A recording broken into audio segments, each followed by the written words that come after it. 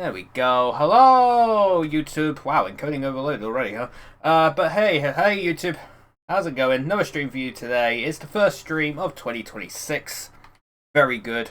We're off to a good start. And yes, we are off to a good start because we are going to be playing today Apollo Justice Ace Attorney. We got the Apollo Justice Trilogy Pack. We're playing the first in the Trilogy Pack, which is Apollo Justice Ace Attorney. The fourth game in the series. I know there's some spin-offs as well, which they literally just like release. You had like the Investigations like duology, which I do want to pick up at some point, and then you got the Great Ace Attorney as well, and then there's also that crossover they did with Professor Layton. But yeah, I think the Professor Layton one's kind of locked to like the DS or 3DS. I think it's the 3DS. So I probably need to emulate that if I want to play that, but yeah, I'll try and pick up the other ones in due time. But I picked this one up basically for free because I used my freaking Microsoft Rewards points on it while it was on sale. So thanks, Microsoft. The one good thing you got going for you right now. But yeah, we're going to be playing Apollo Justice Ace Attorney first. We'll definitely play the other two. We'll play the other two games soon. Dual Destinies and Spirit of Justice, I think is the last one. We'll definitely play those, but we're only going to play the first one for now. I do have an achievement guide, just like the other games we played in the series. I do have an achievement guide, so hopefully we won't miss any achievements. And yeah, chat, let's get on with it. Let's object and stuff. We're going to object. Gotta love some objections. Yeah, I hired a brand new defense attorney, chat. Hopefully he's better than the last one. Because I'm still going to court for my bloody giant horse crimes, damn it. Lame.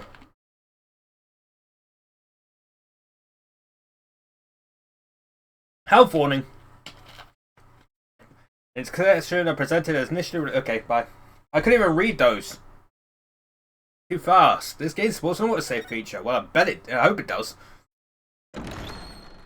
Objection. Well, this is nicer presentation than the last one. Then again, I think they updated the first compilation to be like this. Enable to disable skipping of unread text in the main game. Sample. I might need to adjust these at some point, but story mode. Yeah, I can't turn on story mode because that disables achievements. Consult. Might need that. Thankfully, that doesn't disable achievements, but you know. Game selection. Oh, here we go. Apollo Justice chat. Set music and background. Switch games. Options. Back to title. Oh, new game. Let's do this. I'm excited. I did like the first 3 games in the series, so I'm excited for this one. Even if I am actually going to freaking lose my voice. Turnabout Trump. Alright, that's an interesting name.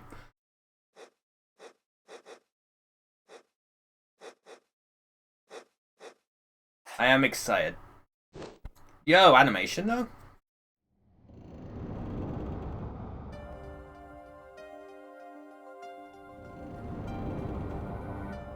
Who that? Yo, poker game. We're actually playing Poker Night in the inventory.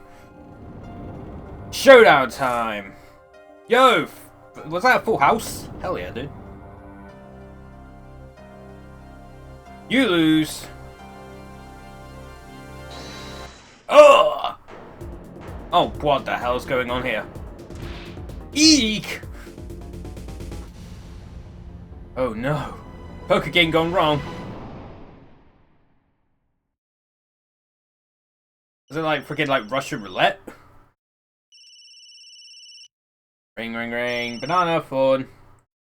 I seem to be in a bit of trouble. Something like that. Dead. Someone hit him hard. Me?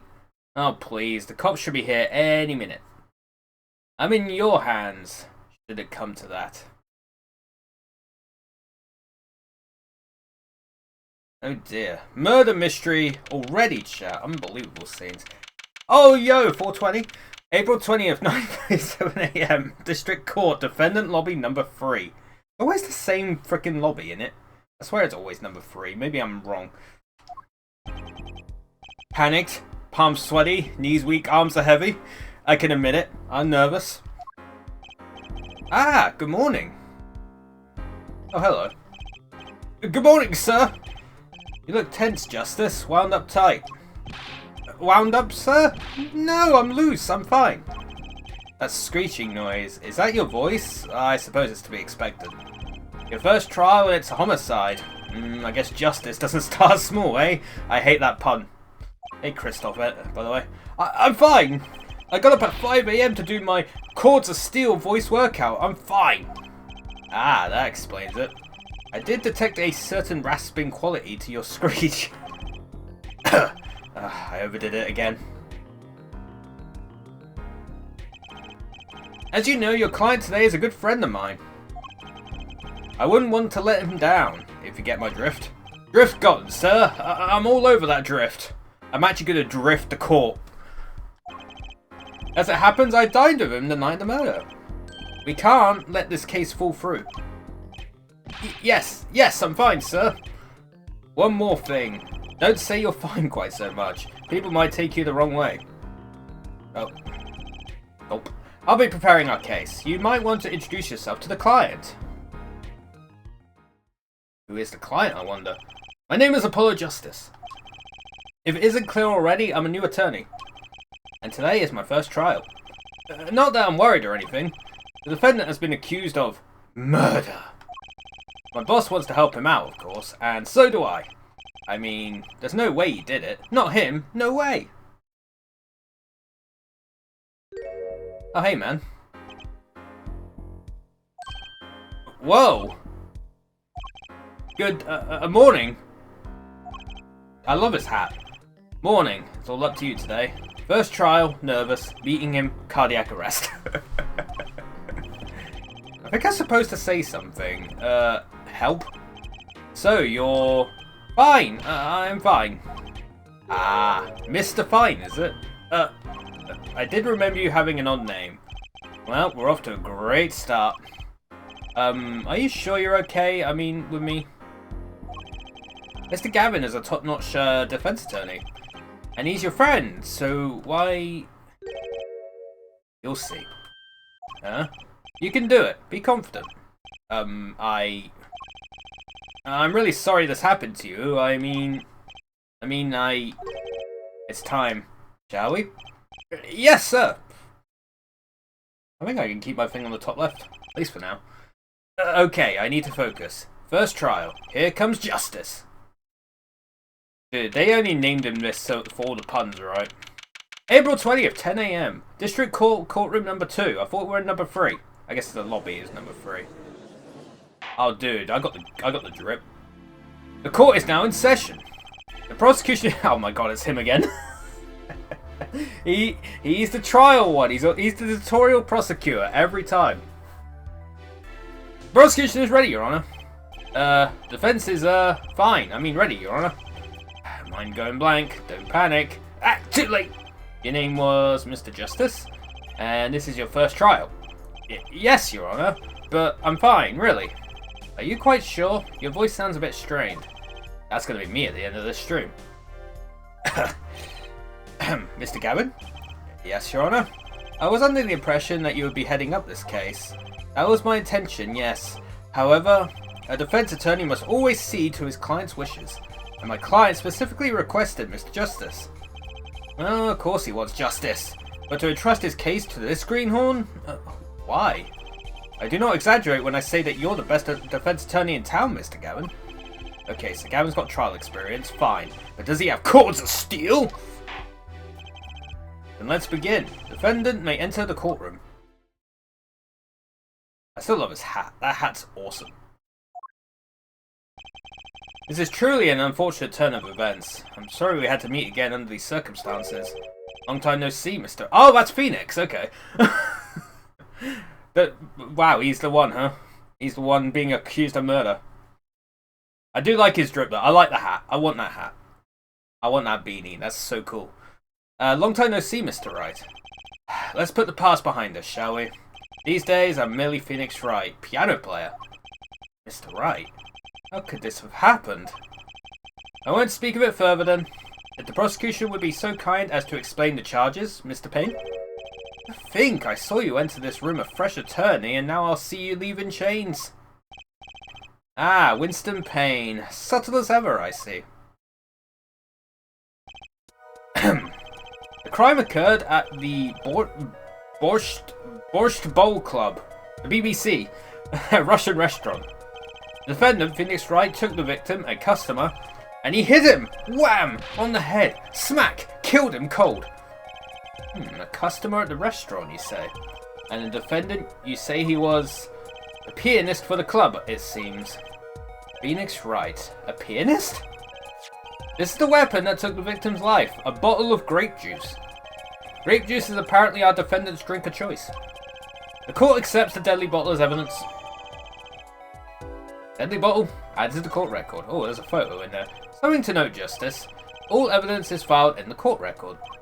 Make a practice of checking it frequently. Let's check it right now. How long did I yearn for one of these? Just putting it on makes me feel ready. This autopsy report. Time of death was around 2 AM, April 17th. Death caused by single blow to the forehead. Crime photo 1. Ooh, that looks interesting. Oh, look at it. Oh dear. Well, obviously we know it's a poker game. Grape juice bottle used as the murder weapon bears the defendant Mr. Wright's prints. Of course it does. The court record. Right, I have heard of that. Use RB to look at the evidence so far. Already done that. I'm confident in your ability to handle this. Right, just use RB. Sounds like it's time for some hands-on action. So, the victim was a customer at this restaurant. But just who was this, Shady Smith fellow? Dude, the names are funny. We believe he was a traveller, Your Honour. A traveller? According to his passport, he had been out of the country for a number of years.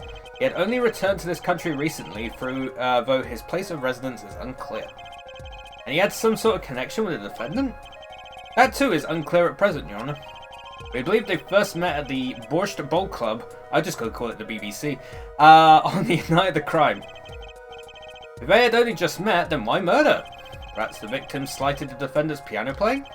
It doesn't appear to have been the case. No, the motive had nothing to do with the defendant's lack of playing skill. Well, at least not piano playing. I'll let this photo explain what I mean. Yeah, we already know about this. As we can see, a game of poker was in progress at the scene of the crime. Wait a second. Isn't poker gambling? Let's go gambling. That's a crime in and of itself. Indeed, it appears our defendant has fallen to become the basest sort of criminal. It is true that the defendant was engaged in a game of poker with the victim, yet it was only that, a game in the purest sense. A competition, Your Honour. A competition? Yes, a test of wits, a silent clash of passions. Only the cards, their backs wreathed in blue flame, know its final outcome. Come again? The cards on the table are blue backs, Your Honour. I believe the defence was waxing poetic in an attempt to mystify those present. And impress women. That will be our first order of business here then. To find out more about this fatal game of cards. Dude is smiling. Very well, defendant. You will testify to the court about the poker competition held the night of the crime. My pleasure. This is it. My first trial. Here goes nothing.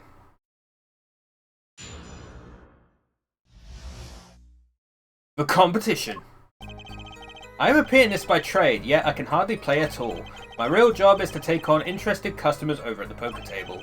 The room where we play and the competition in there are the club's main attractions. The rules are simple. We play a game of poker using 2 decks of cards. That's all it is. A game. And our customers are happy. There's no, like, gambling involved. A pianist who can't play piano? Better than a defense attorney who can't defend. Oh, got him. Very well, defense may begin the cross-examination. Right, Your Honour. The first cross-examination. Don't blow it. You alright? You're sweating bullets. Bullets? Well, it's a figure of speech, Justice. Your voice sounds strained and raspy, too. My brain feels strained and raspy, sir. You've watched me perform cross-examinations many times. Though you've never done one yourself, have you? Care for a refresher? What to do? Should I ask Mr. Gavin for a refresher course in cross-examination? You know what? Let's do it. Better safe than sorry, especially this early in the game. Yes, teach me. I know nothing. I know nothing. My name's Jon Snow. Indeed, your job, Justice, is to be mindful of the court record and the testimony. Look for inconsistencies in the testimony with what the court record tells you. When you find the inconsistency, that's when you present the conflicting evidence from the court record with RB. But I didn't hear anything strange at all in the testimony just now. A good sign that you need to press the witness with LB for more information. Press him? Don't let the fact that he's a remarkable man hold you back. Get more information. But isn't Mr. Wright my client? Well, think you can do it? Yes, thank you, sir. I think I can do it.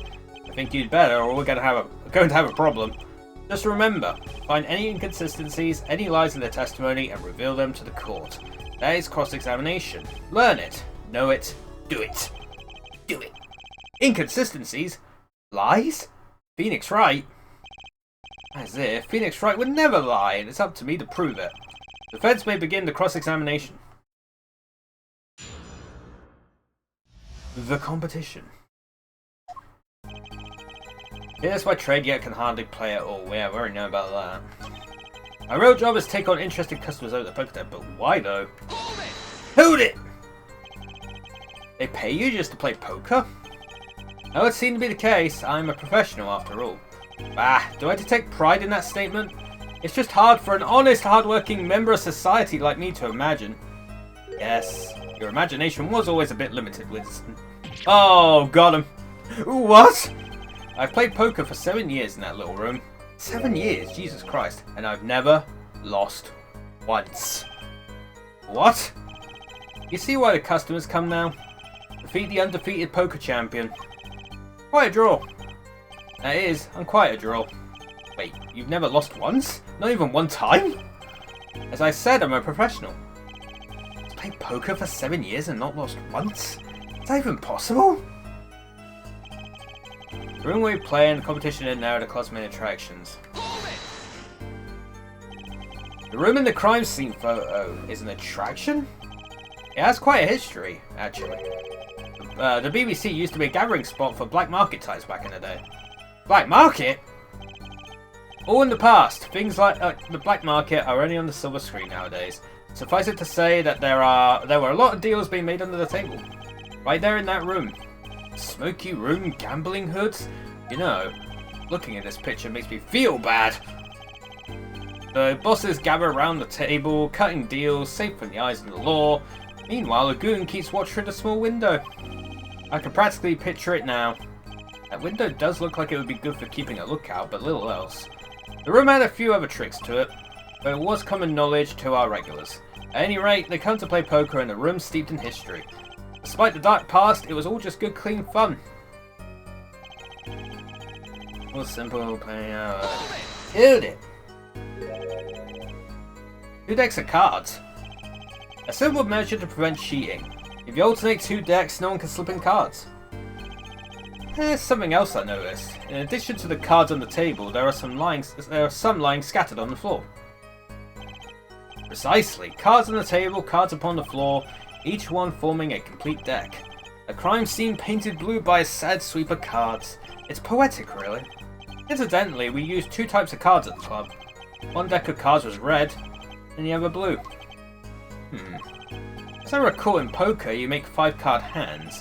I can see how it would be easy to cheat. Yes, a game of hands. He's trying to point something out!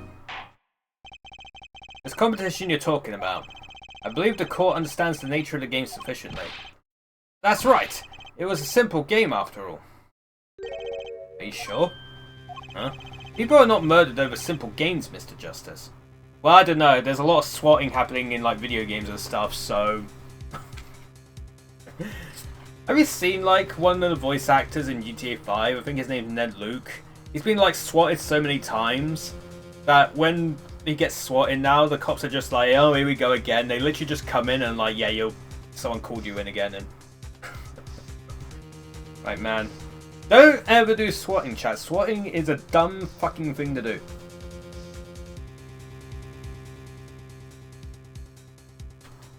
It's so fucking stupid.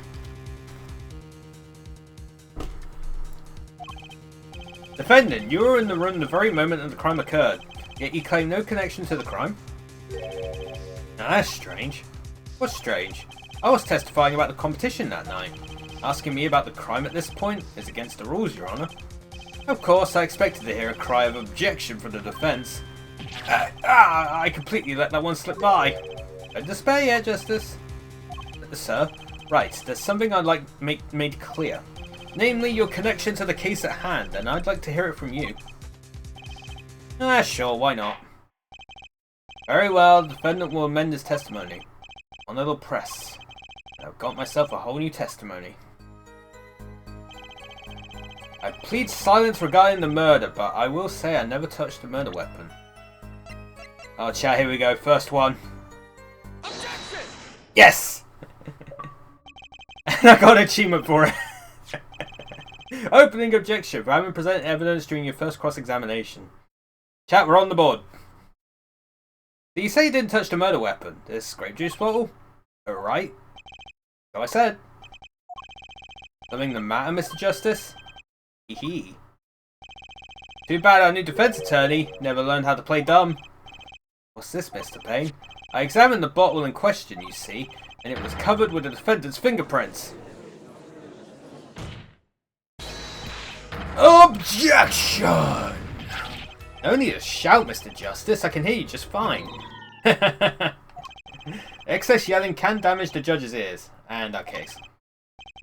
What about my cords of steel? Anyway, what's so strange about fingerprints on a bottle in a restaurant?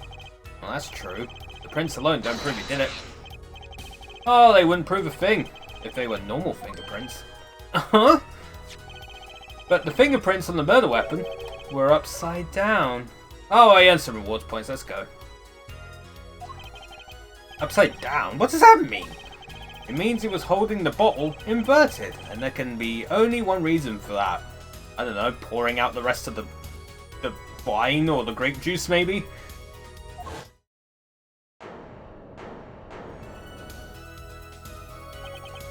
Yes. To brain someone with a bottle! Ugh! Mr. Gavin, I think things just took a turn for the worse. Oh? I see no problem, Justice. Huh? The only thing that matters is the truth. There's a good reason for everything. You'll see. Defendant, can you explain your fingerprints on this bottle to the court? I stand by my plea of silence regarding the murder. For now. Not very cooperative, are you? This could hurt your case. I'm sure he's uncooperative because he's hiding something. There must be some reason. Your Honor, you seem to have forgotten something. And what might that be, Mr. Gavin? On the night of the crime, who was it who reported the murder to the police? Reported? Well, that was the defendant, Mr. Wright. But still, but... Really? Yes, well, according to the case file, the murder was reported from near the scene by a call from the defendant's cell phone. Near the scene? Let's take a look at a diagram of the murder scene, shall we? The victim was murdered in a small room in the basement, 2 floors down from ground level. Of course, cell phones can't get reception so far down. The defendant used the stairs in this hallway to go above ground. The call came from the first floor of the restaurant. I see, and this is the phone that made the call? Used by the defendant to notify the police from the restaurant's first floor. His cell phone was added to the court record. The defendant could have just fled the scene of the crime if he so chose, yet he fulfilled his duty as a citizen and reported it to the authorities. And you claim he is being uncooperative? Oh. I say, Mr. Gavin, I'd better not waste this. I think the prosecution has toyed with our client enough for the time being. Toyed? I assure you, no one is more serious about... What was it you said? The defendant was in the room the very moment that the crime occurred? How can you possibly know this? That's a good question. How indeed? The answer is simple, Your Honor. The prosecution has a decisive witness. Hee. You're as good as they say you are. If someone else was in the room the night of the crime, that must mean they witnessed the crime. Everything up until now has been a warm-up, Justice. Are you ready? Very well. The prosecution may call its first witness to the stand. It's Detective Gumshoe. Oh. Dang it. Will we see Detective Gunshoe in this game? I really hope so. The witness will state her name and profession. Hold on just a moment. Where's the witness? I surmise that she has been frightened by the defense's demonic-looking horns. It's just my hair, man. Come on. So I used a little hair gel. Relax, people. Have no fear. If any horns point in your direction, this court will cut them off. You are sure? I swear it on my gavel. Please, come out. Isn't violence against hair a crime, Your Honor? Well, if you're sure it's okay. Oh. Now, the prosecution. Oh. Wait a minute! Would the prosecution care to explain the witness's, paraphernalia? Yes. She is professional. She is professional, Your Honor. Those are merely the tools of our trade. And that would be... My name is Olga Orley. Or Olga O'Reilly. I am employed as waitress in BBC restaurant. Then why the camera? Well, of course, it is my pride to serve borscht. How do I even pronounce that? Hold on. I'm gonna look this up.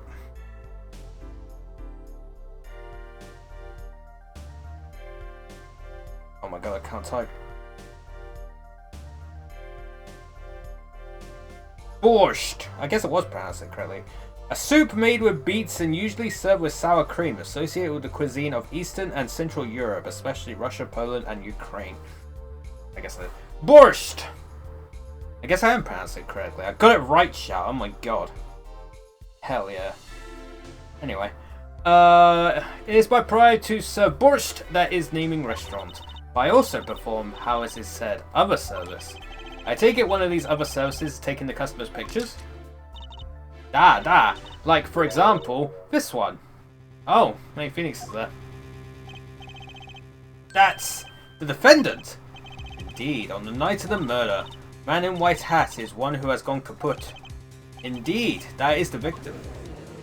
Just so convenient, just so coincidental. Order, order! This is quite a piece of evidence to casually drop into our laps. It is the same way as I drop cold bowl of borscht on laps of customers. Casually. And the court will casually accept this new evidence. Now, witness, where were you at the time of the murder? I was in room, the hideout we call it. Excuse me, the hideout. It is room where famous gangster bad guy? God damn it. Fucking hell. I love it. I love it. It's so good. Bad guy was arrested. His room where murder took place. What? You look of utter surprise. It is lovely. I will post by courtroom door later for you. Photos will be numbered and you will write which ones you want a copy of. There were 3 people in the room at the time of the crime. Victim Shady Smith, Mr. Wright, and Olga Orley, our witness. And if Mr. Wright isn't the killer, that means... Very well, witness. You'll testify to the court about that night's events.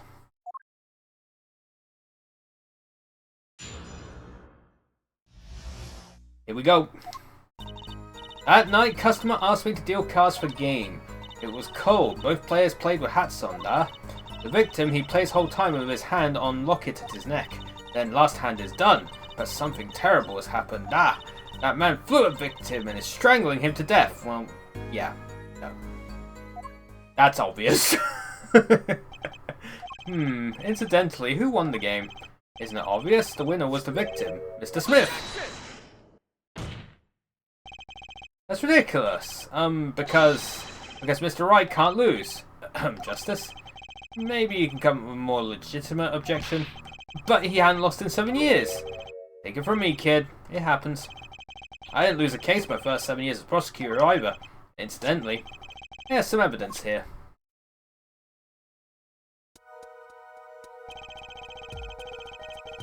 Oh, they both had full houses.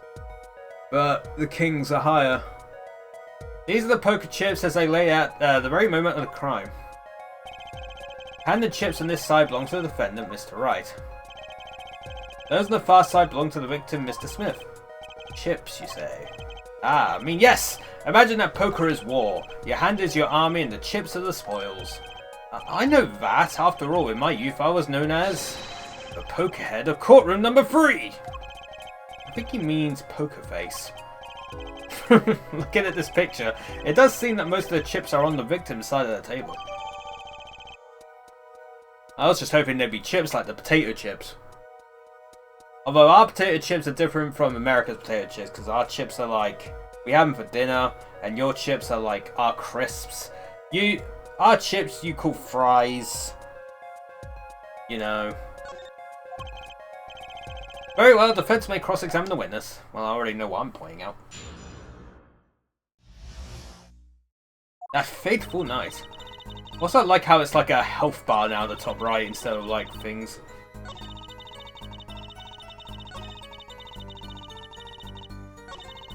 I didn't strangle, it was the freaking bowl. Objection! Oh, I did the wrong thing. That statement contradicts this evidence. It does? I don't see anything contradictory. You sure about that? Objection overruled. Try to think before you make accusations, Mr. Justice. I presented the wrong thing. I was supposed to present the freaking the autopsy reports. I didn't go so well. Whoopsie. Let's try that again. Oh, really? Strangled, you say? That's odd. Ah, normal customers only choke on borscht. No, I mean this report shows that the victim died of a blow to the head. Heck! Miss Sorley, really now? Did you witness the crime? Eek! Oh, that was some awesome balancing. It's like freaking Spider-Man.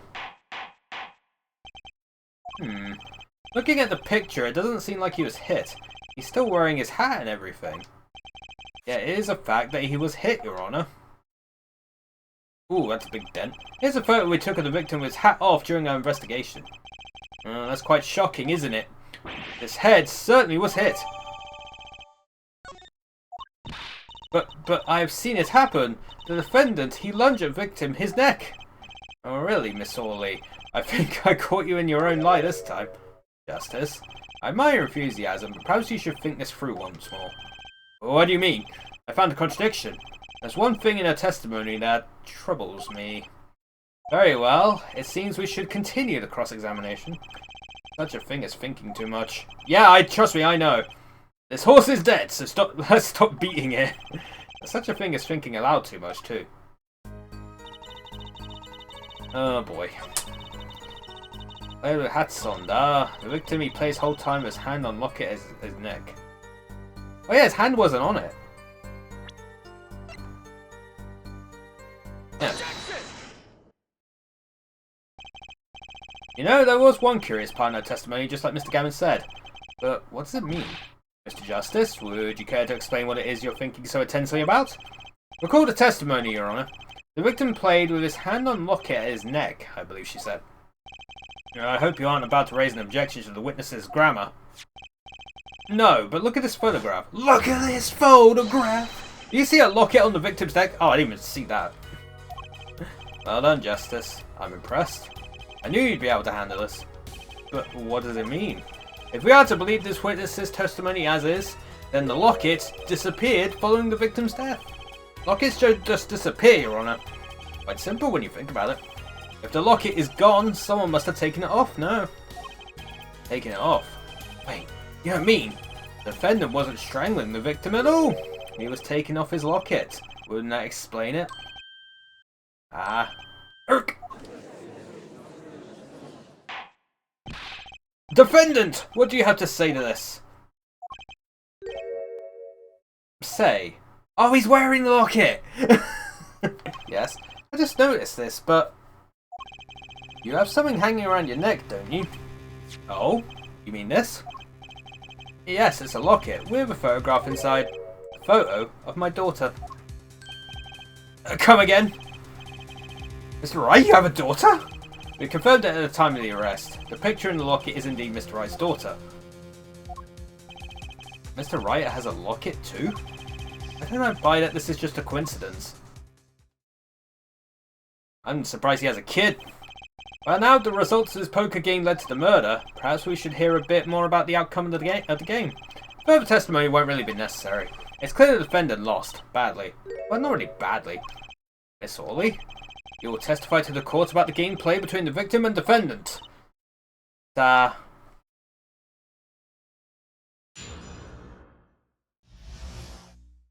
Serious competition. The game began with 3,500 points in chips for each man. House chips come in two sizes, small and large. The one who was winning, was victim. For the last hand, defendant played with all chips on the table and lose. The moment loss was decided, defendant grabs bottle from table and what? Indeed, looking at this picture, it does seem to be a one-sided game. It's not really well, I guess the chips saying that, but the cards are not exactly. They both got the same hand. It's just the guy won because he had kings instead of sevens.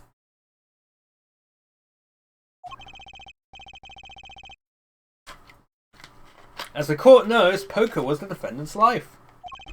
Failure must have been a bitter pill to swallow.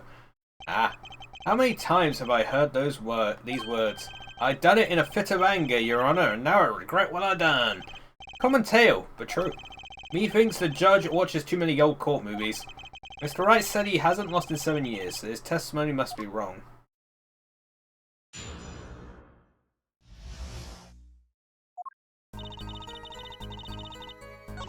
House chips come in two sizes.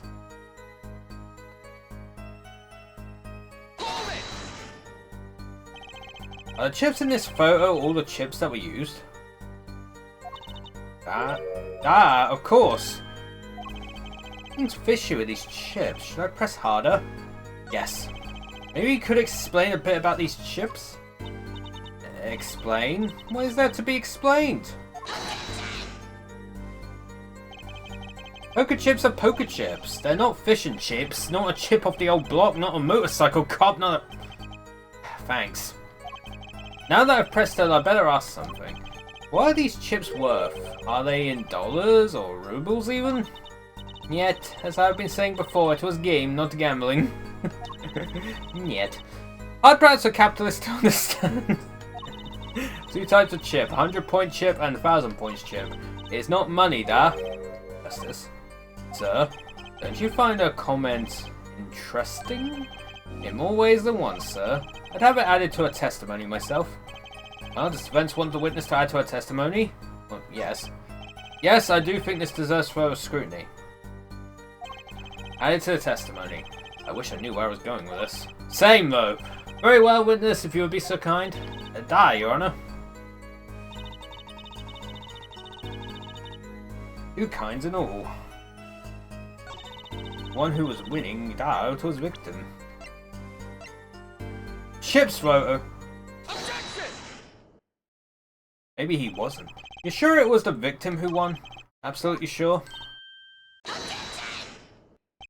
It seems our new attorney is a bit confused. A glance at the picture is enough to tell you who won, if you're not in kindergarten. But yeah, the bottle's right next to frickin'... yeah. Just for safety's sakes, could you explain the problem to the court? Of course, Your Honour. In this photo, I see small chips and I see large chips. Tell me, which were worth 1,000 points? Why, the big ones, of course. Duh. Oh, I thought so too. But then the totals don't add up. The totals? Let's review what the witness told us. Each man started with 3,500 points in chips, and the combined total value of chips was 7,000 points. Yes, if my calculations are correct. Let's see, 3 plus 1 carried to 5. They are, Your Honour. Now, look at this photo that allegedly shows all the chips. It doesn't add up to 7,000, does it? There's more. There's way more than 7,000, yeah. Oh no, wait. Yeah, there is way more than 7,000. The big chips are worth 1,000 points, the small chips are worth about 100, and you add them up. How much is it? For yourself, you aren't in kindergarten, are you? 10,600 points. The chips don't add up. This clearly contradicts the witness's testimony. But why? How could this be? Exactly, Justice. Now that you know the what, you must determine the why. Right. There's only one possible way to explain this contradiction. 5 Starting points were wrong, chip count was wrong, both were right. Both were right. They add more. Each man began the game with 3,500 points. If all the chips are indeed shown in this photograph, then there can only be one answer. Well, what is it? The value of the chips was the other way around. What? Wanna know what I think? The small chips were worth 1,000 points, not the big ones.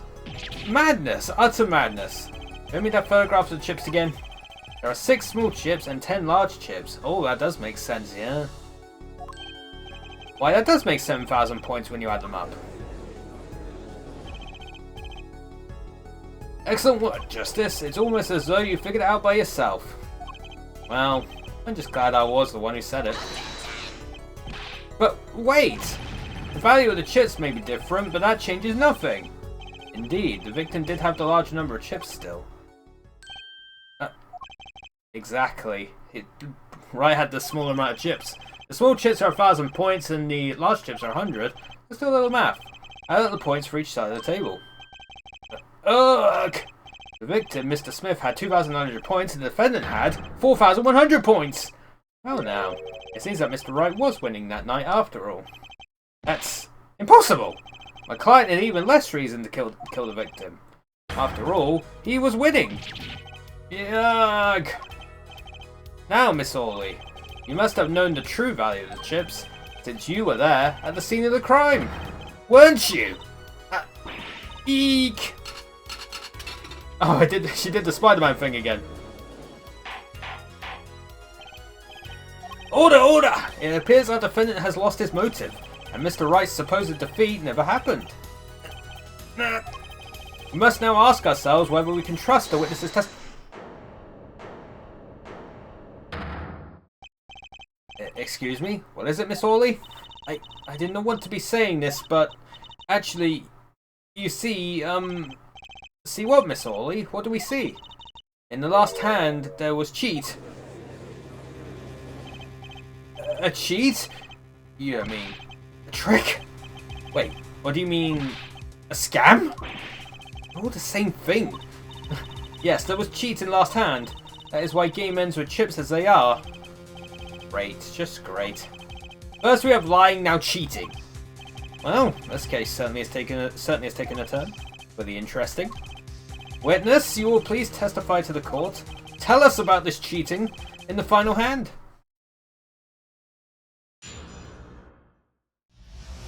How dare you? The final hand. Last hand, both men had full house. There is 4 of each card in deck from ace to king. If you look at both men's hand, cheat is more obvious. The next moment, game becomes argument. The defender's trick was exposed. He took bottle in his hand. Poor Mr. Smith. Well, the player doesn't really show anything. Miss Orley, why did you not tell the court about this from the very beginning? Oh, I smell the cover up here. Well, folks, it's time to throw back the covers. A full house is a very high-scoring hand. Not easy to make in my experience. That alone is enough to suspect less than scrupulous tactics. Mr. Gavin, what's a full house? Lawyers these days, you don't know your poker? Can't say this bodes well for your case or career. What is this, some kind of secret court poker ring? What's this? You know the terms 1 pair, 2 pair, and 3 of a kind, yes? Yeah, no problem. 2 cards with the same number makes a pair and 3 makes a 3 of a kind. Good. Now picture a hand with 1 pair and 1 3 of a kind. That's full house. That doesn't sound very easy to make, does it? You can see each player's hand in this photo. Wow, they both have full houses. You forget there's an easy way to make a full house and go undefeated for 7 years. You cheat. The defense may cross-examine the witness. He did cheat in the last hand. That still leaves one important question. Mr. Wright lost that hand. Who's ever heard of a professional con man losing when they cheat? Exactly. Exactamundo. The last hand, both men had full house. Yeah. 4 of each card in deck from ace to king. If you look at both men's hand, cheats. Well, it's not really obvious. Again, allegedly Wright lost it. How was it clear? Well, the defendant, he played a 5th ace. What does that mean? fifth ace? I still remember both hands very well. Mr. Smith hands has 3 aces. No, didn't it? It had 3 kings. And Mr. Wright's 2. Obviously cheating was afoot, or perhaps I should say a hand. Your Honor, perhaps this can be added to the testimony without Mr. Payne's joke. Very well. The witness will add this detail to her testimony, please. Hand has 3 aces. Yeah, there's... Objection! There's 3 kings, not... It appears the witness is mistaken. Mistaken? But my name... Look, this piece of evidence clearly contradicts what you said in your testimony. That's the photo of the chips, is it not? Justice, perhaps you ought to explain your point in a way that the judge could comprehend. In other words, use your finger to point out your point. Yes, please point out the contradiction in this photo. Point out the hands, right? Yeah. What particular point contradicts the witness's testimony? Oh, what the hell? There. Miss Orley, in your testimony you made the following claim. Mr. Smith's hand has 3 aces. But as you could clearly see, the victim's hand only held 2 aces. Eek! Well, maybe the witness was simply confused. Perhaps it was the defendant's hand that held the 3rd ace in question. Well, no, you can see the photo as well. Take another look at the evidence. As you can see, the defendant also had 2 aces in his hand. Where's this 5th ace? I see cheating alright, and it's going on right here in this courtroom. 2 aces in each player's hand does make 4 aces total. Hardly proof of cheating. Wait, please. It is true, I have seen it. The 5th ace. There was cheating, I swear to you. That's odd. Must be lying, yet she's the most sincere I've seen her all day. You're right to trust your instincts, Mr. Gavin. Who knows what lies in store for us in the trial ahead? Your Honour, if I may, I have a suggestion. What might that be, Mr. Gavin? If you don't mind, perhaps we might examine the actual cards? The cards? Mr. Payne? Yes? The players' hands that night were set aside as evidence, were they not? The defence would like to request that the cards be shown to the court. Ay.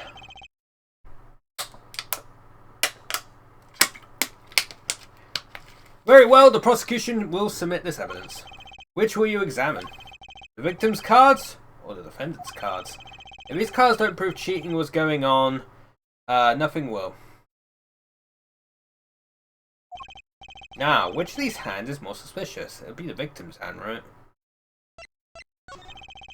It was the victim's hand that changed over the course of the witness's testimony. The defense requests time to examine Mr. Smith's cards. Very well. Mr. Payne, if you would. Very well. Victim's hand.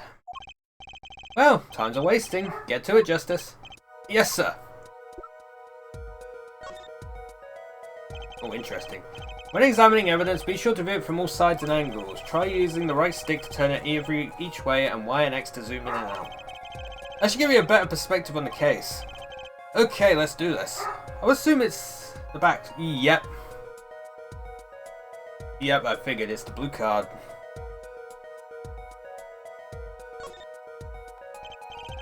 What? Your Honor, look at this. One of the victim's cards. The back is a different colour. Eh? That's impossible. But I put that card in Wright's hand. Ack! What was that, Miss Orley? No, yet. I mean, to be Millie said that I have eek. Your Honor, Mr. Gavin, yes. Tell me, what is the easiest way to cheat at poker? To cheat? I'll tell you. One merely needs a friend, a comrade, shall we say. The dealer. Wait, so you mean this witness, Miss Orley? She's the cheater. A professional, I'd wager. Nyag! Did the Spider-Man thing again. That's free. Order! Focus, Justice. Time to take advantage of her. I mean, of her mistake. Bruh. Bruh, don't say that. Your Honor, please recall the testimony we just heard. That's impossible, but I put that card in Wright's hand. Ergo, Miss Olga Orley conspired to cheat, not with my client, but with the victim, Mr. Shady Smith! Oh, banger. Oh, what is this? Oh, hell yeah. Banger. Dun dun. I like it. Ugh! Not only did she cheat, she cheated poorly. Therefore, it's not hard to imagine an altercation between her and the victim. What? Wait, you don't mean the defense isn't accusing the witness, Miss Olga Orley, are you? I'm for justice. There were 3 people in the room at the time of the incident, and if Mr. Wright isn't guilty, that means I am. The defense accuses the witness, Miss Olga Orley, of murder. Eek! Oh dear. That's awesome. Mr. Payne, where is your witness, Miss Olga Orley? Appears she has lost a consciousness, Your Honor. Mr. Justice? Your Honor, it seems you presented a new possibility to the court, one suggesting a connection between the witness and the victim, Mr. Smith. And that means this court cannot pronounce a verdict for the defendant at this time. What? I did it. I held out. I see no point in prolonging the trial this day. The prosecution will need to make further inquiries. Wait, what? Mr. Rice? You can't end the trial here, Your Honor. Not yet. What nonsense is the defendant spewing now? Think, one of the cards had a different coloured back. Don't you wonder what it means? What are you doing, Mr. Wright? Raising objections right when you're about to get off the hook? Ridiculous! Mr. Payne, you all people should know, Mr. Wright has a talent for the ridiculous. Perhaps we should get to the bottom of things. Let's clear up the facts about the game that fateful night. As was said before, we alternated between 2 decks of cards that night. That was said before. The 2 decks at the club have different coloured backs, blue and red. 1 colour per deck. Why use different coloured backs? If we use the same colour, the 2 decks might get mixed. You use different colours and they still got mixed up. You used the red deck for the last game. I see. But that's odd. For some reason, I have this impression that you were using the blue cards. Yeah, me too. I'm sure someone said something about blue cards. Whatever. In the end, 1 card of the wrong colour got into the mix, which means there was cheating. Yes, a card slipped into the deck would seem to indicate cheating. Yet this card raises 2 serious questions. Apollo? Yes? Let's consider the first question, shall we? Think, in the last game, when was the card swapped? When? There are 3 broad possibilities here. It could have been swapped before the murder, during the murder, or after the murder. Well, yeah, thanks for the news bulletin, Mr. Wright. Of course it was Oh. It might be as simple as you think, Mr. Payne. Or it might not be. Done, done, done! I'd like to hear what Apollo thinks first. When do you think the cards were swapped? When was the card swapped into the deck? After the murder. Perhaps it happened after the murder? What's that? Ridiculous! What's the point of cheating after the hands have been shown? That's silly. Yes, but tell me, how do you swap cards during the game? I'll take silly over impossible. Take it from me, son. There's a lot of silly in this world, but very little impossible. There is indeed a lot of silly in this world. Look at me, I'm very silly. I'm a very silly horse. Look at me. Me. I'm a very silly big horsey.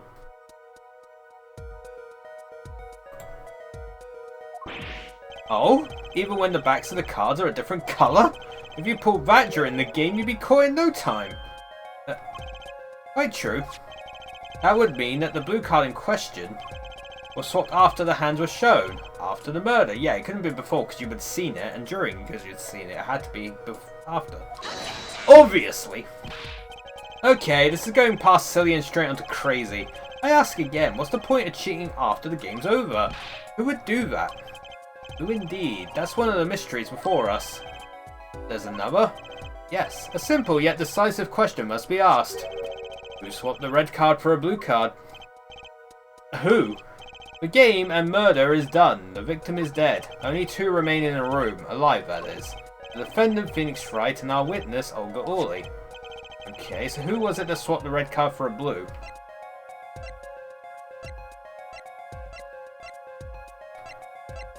That'd be so... There's someone else in the room! Maybe it was the victim. The one who swapped the cards wasn't Mr. Wright, of course. And, well, it doesn't seem like it could have been Olga Orley either. What are you suggesting? It's hardly a logical conclusion, I'll admit.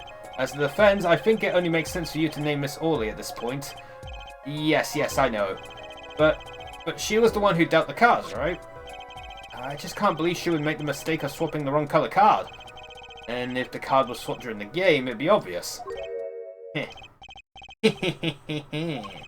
Something you'd like to share with the court, Mr. Wright? Oh, my apologies, Your Honour. I was just thinking how much fun all this is. Fun? How about confusing? I've no idea what the defence is claiming, Your Honour. If the one who swapped the card wasn't the defendant and it wasn't Miss Orley, then who was it? Yeah, well, that is the question, isn't it? Precisely. Uh-huh. I believe we're about to see this case take a new direction. A new direction? We'll find that, indeed, after the murder. Someone swapped one of the cards in the victim's hand, and that someone made 2 critical mistakes. I'm sure you're going to tell us that the first was swapping the wrong colour card, because the one who did the swap didn't know 2 colours of cards were being used. The other mistake was the number on the card. Right, the person replaced the 5th ace with a king.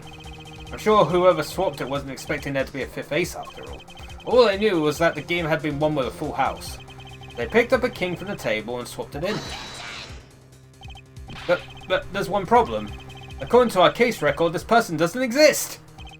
No, not until now, but you have to admit the possibility of a 4th person. Though, it's more than a possibility. There was someone else there that night at the scene of the crime. What?! I believe the judge spoke truthfully earlier.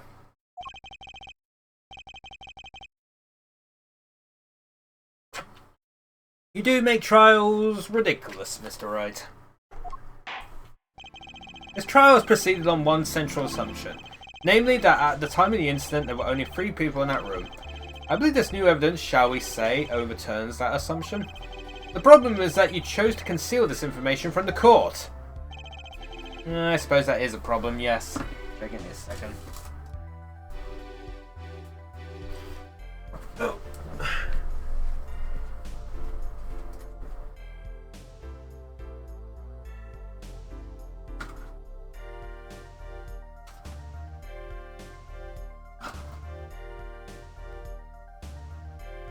There we go. Oh.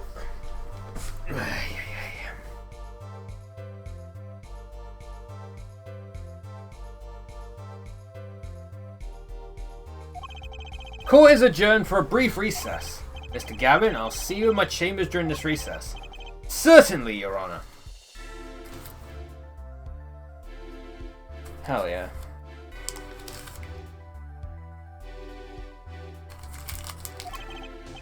Very well, the trial will resume in 20 minutes.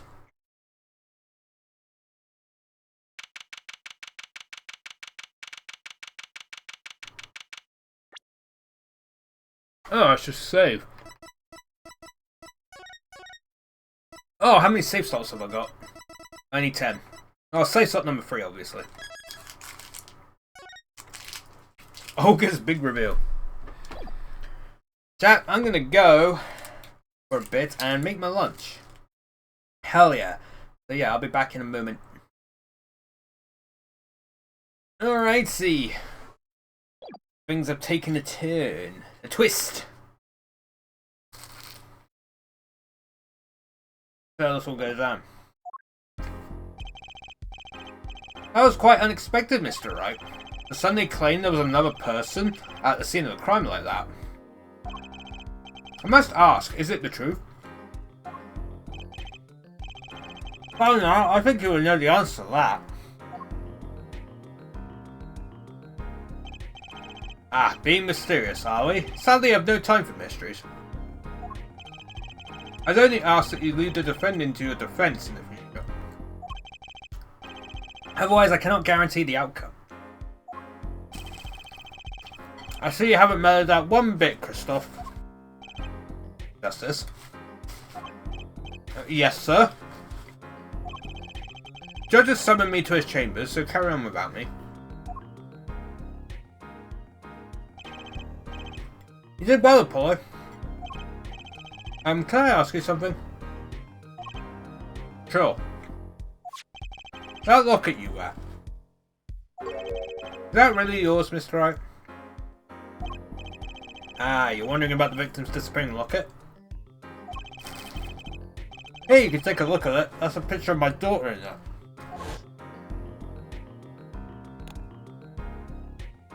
Oh, interesting. I'm just surprised you here had a daughter. Most people are. Perhaps you'll meet her one of these days. One more question. Why did you cheat that night? Was it you? What do you think? Huh? You know what happened 7 years ago? What I did? Not unreasonable for you to think I might cheat. I know that, honest, but it is odd that you managed to go undefeated for 700 years. Wanna know something? There's only one game where you can be dealt bad cards all night and still win. Poker. Yeah. You see, poker is all about reading your opponent. In that way, it's a lot like a court case. Poker is like trial law. Figure out what your opponent is thinking and you win. Well, yeah, but that's harder than it sounds. I think not.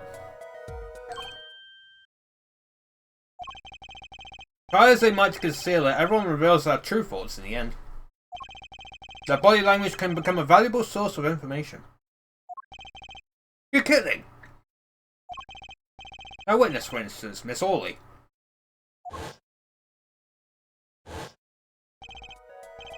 She would touch the back of her neck during certain parts of her testimony.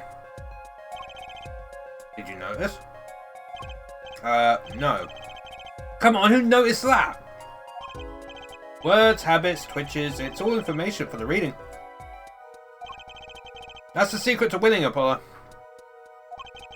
Someone taught me, and now I pass the secret on to you. But I'm not worthy. I mean, there's no way I'll pick up on these signals. No, you can do it. Huh? You just don't know it yet. What's he talking about? But you will. Soon. Ah, almost forgot. One more thing. About this case. You should know I haven't told the truth to anyone yet. What? I knew it. I have my reasons, of course. All shall be revealed. Apollo, I need you to be there, defending me. I need your power. My power? I had no idea my cords are still that special. It's time. The real trial begins now. Do your best. What the hell? Oh, to be continued. Great. Right, this is a fucking tutorial trial. We have a save point in the middle. Oh yeah, of course. April 20th. That was more than 20 minutes recess, right? Or less than 20 minutes. Court will now reconvene. Has our witness, Miss Olga Orley, recovered? Yes, Your Honor. Well, she's regained consciousness. Perhaps we can hear her version of the events again. That's the thing. You see, she's quite fatigued. You're looking a bit fatigued yourself, Mr. Payne. Sadly, fatigue is insufficient grounds for refusing to testify. Or prosecute. The defense would like to request that Miss Orley take the stand. Very well. The witness shall take the stand. Perhaps you could repeat your name and profession. Or perhaps you'd rather admit that you're a poor liar and a poor loser. Yeah. Not. Oh my god. What the hell? Name it's Olga Orly, that's the truth. I'm a pro dealer. People call me Olga Quick Fingers Orly. Oh. Oh, really? Want to learn something else? I'm not really Russian, and my last name sounds like Oh Really. Oh, it's Oh Really? Oh, god damn it.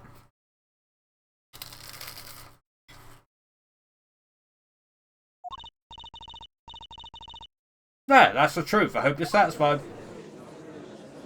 That was a quick turnabout. Witness, you will tell the court what you were really up to that night. Fine, I'll talk. We had a plan, see? Let me remind you that you are currently under oath. Any further fabrications will have serious consequences. Fine.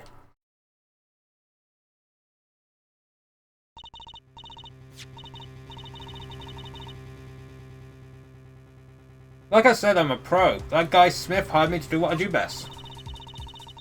I was planted at the Borscht Bowl Club several days prior to the night of the game as a waitress. You were in cahoots with the victim.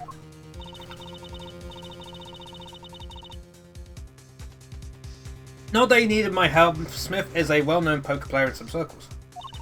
But winning wasn't the main purpose of this game. It was about destroying a legend, the unbeatable Phoenix Wright.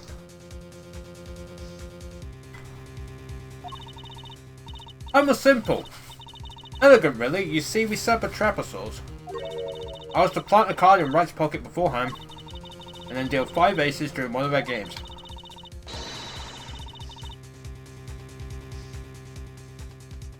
When their hands were revealed, Smith would call them out and search Wright. He would then pull out the planted card and the trap would snap shut.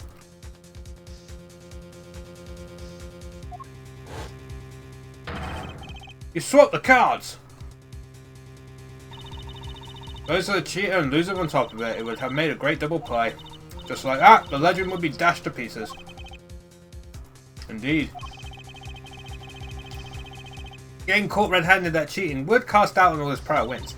A 7-year legend destroyed by one little card.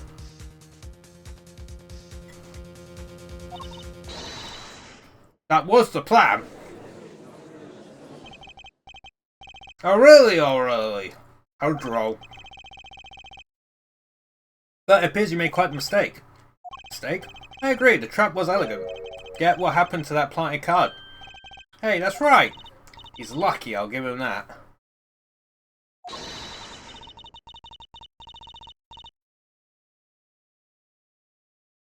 You'd have to be to slip free from a trap laid by Olga Quick Fingers O'Reilly. Oh, really?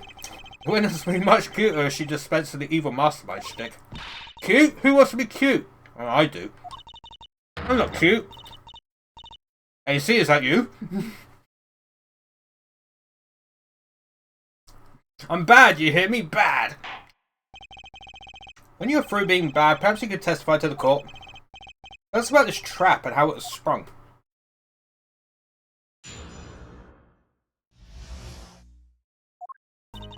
That night, I planted the card like I was supposed to, and Wright lost the last hand just like he was supposed to. Then Smith searched him. But the planted card was gone. The trap failed. Next moment, Wright picked up a bottle and swung it. It wasn't me who hit Smith. It was that no-good cheating defendant. A surprisingly frank testimony that still leaves us mostly in the dark. The trap was perfect, I tell you, perfect! That rotten cheater hadn't messed it up. Look who's talking! Well, the testimony for what it's worth is all yours, Mr. Justice. With witnesses like her, who needs criminals? And with defendants like Mr. Wright, who needs prosecutors? I know, right? When was the last time I was supposed to? Then the planted card was gone! The trap failed. How do you know that? Didn't do that. Wait, isn't that a little odd? Yeah, why would he do that? What's odd? He searched Mr. Wright thoroughly and found nothing, which means he didn't cheat, which means he had no reason to strike the victim.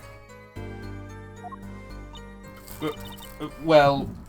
Oh, the fuck is that? What was that just now? I sensed something. Something wrong, Mr. Justice? No, nothing, Your Honor. Dude, should I press her a little harder? Probably a good idea, right? Miss Orally! You're hiding. Oh, really? Oh, really? Not orally. Orally.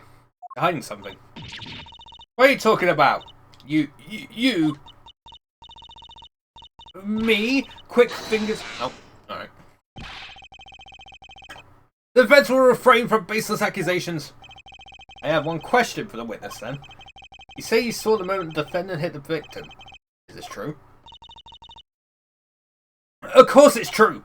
I did see it, honest! I saw it when Wright hit him.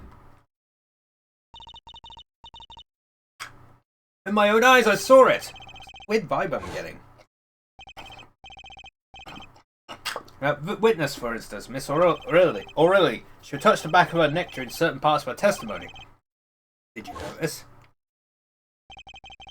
Her neck, was it? Well, she's not really touching her neck. What the hell is this?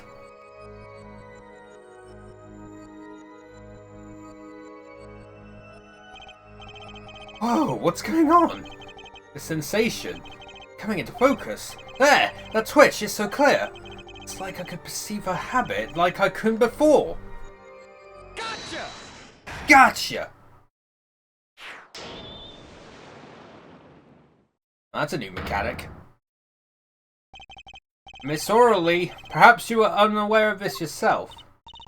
Unaware of what? Whenever you get to a certain part of your testimony, you touch the back of your neck with your left hand. My neck? So what? What indeed, Justice? I hadn't noticed anything of the sort. When she says the part of the testimony, she's subconsciously recalling something. Her body reacts to the memory and she touches her neck. I'm sure of it. A memory? Would someone care to explain what he's babbling about? This is highly unusual, but let's ask the defense. You claim the witness is remembering something. Maybe you have evidence of this memory to show us?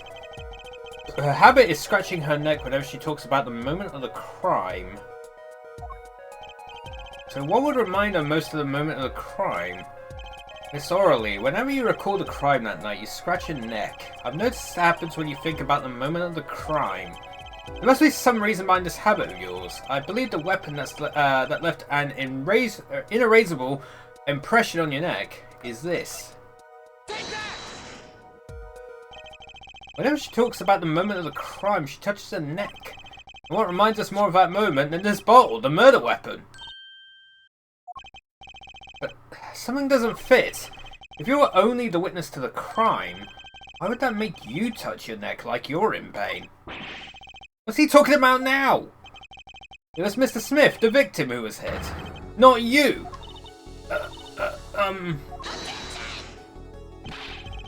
This is a cross-examination, not a cross-wire conjecture. The witness's habits, they're completely irrelevant. Justice, I'll admit I'm a bit confused myself. This is certainly a unique cross-examination. I'll explain later, just trust me. Now's our only chance to break her. Miss Orally, please testify in detail about the moment of the crime, the very moment. Yet I am knowing nothing.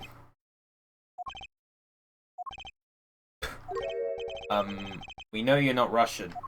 The witness will testify, please, now. I like the bandana. Bah, fine! He's the one who did it. I didn't allow my size till the cops got there, but he used his phone. But who was phoned? Miss Orally, we have a record here that clearly contradicts what you said. It states that the police were alerted by a report from the defendant. And we know that the defendant left the room, climbed the stairs, and made that phone call from the first floor of the Borscht Bowl Club. Eck! Death slam!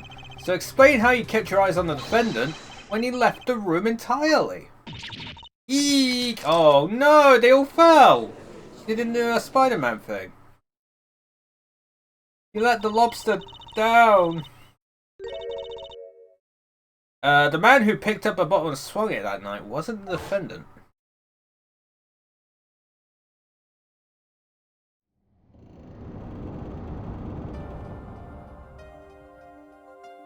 Now, this should be interesting.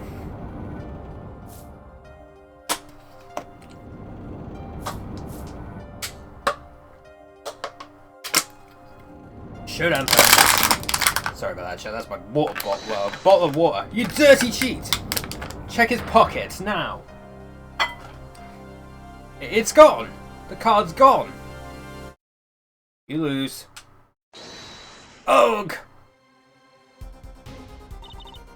Just then, Smith grabbed the bottle from next to right, and he hit me.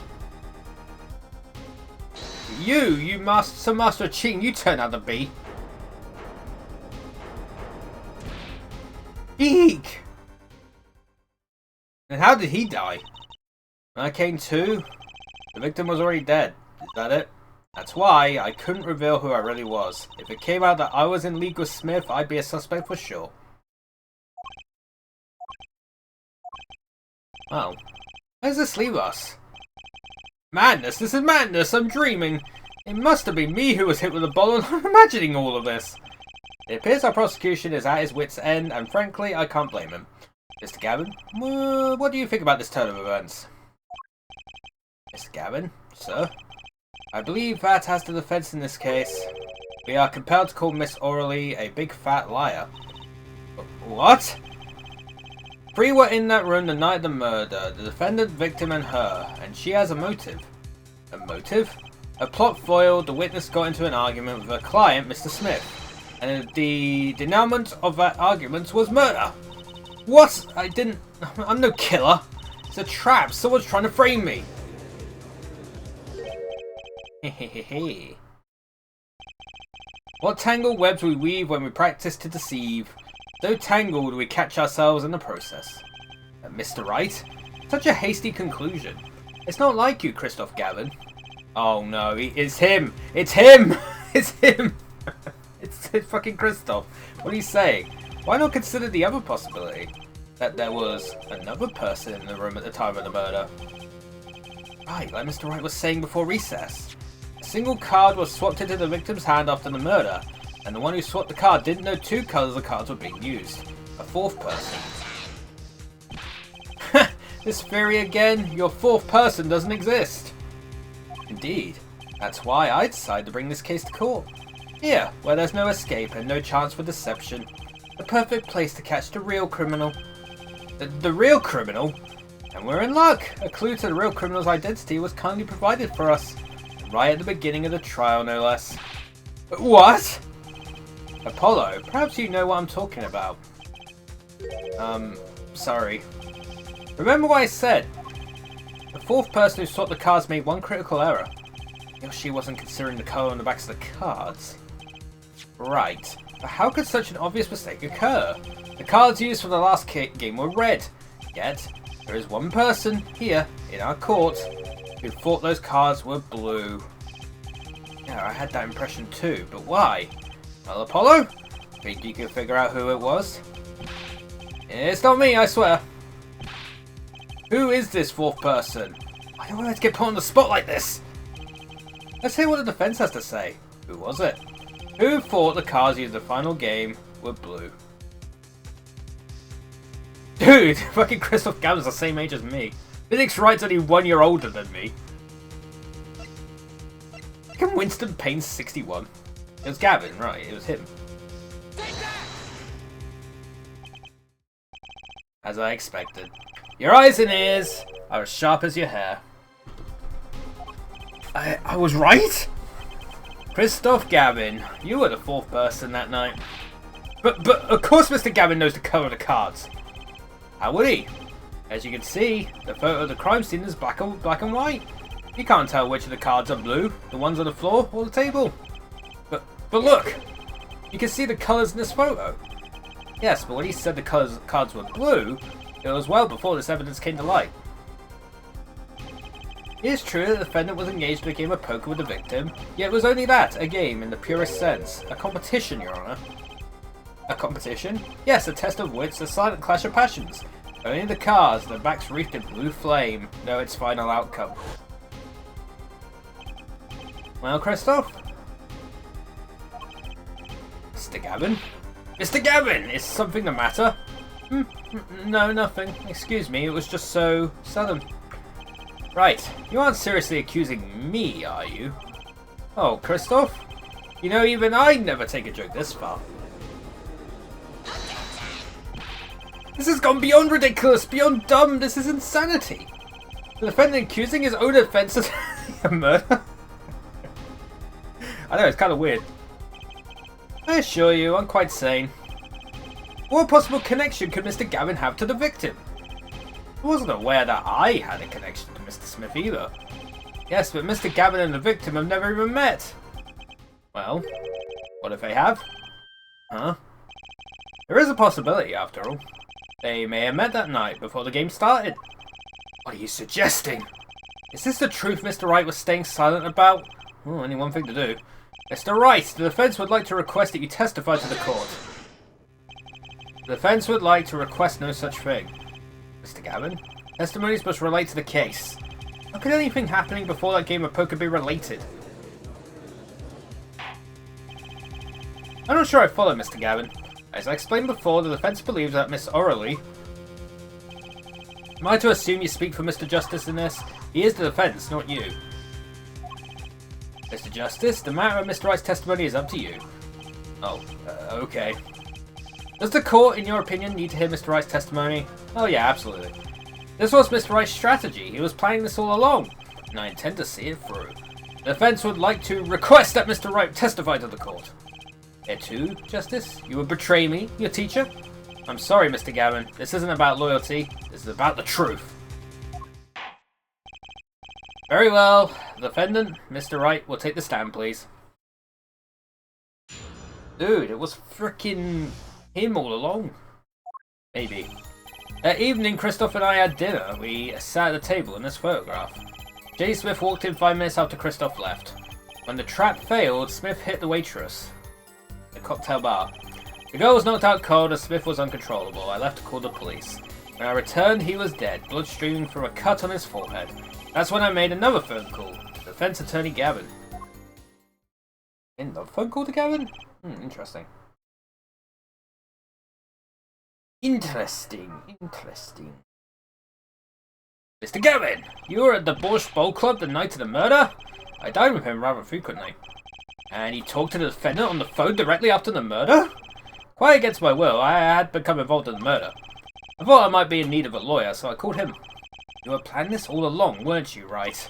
Just because you wanted to drag me into your little murder trial. The only thing I want is the truth. As I did back then, and now. I thought my office was doing you a favour when we took on your defence. It appears I was wrong. Very well, the defence may cross-examine the witness. Justice. Sir, he's lying and you're going to expose him. Understood, sir. Mr. Gavin versus Mr. Wright. Oh, this can't end well. Why can't I have a normal trial? Because you're an ace attorney and none of these trials are normal.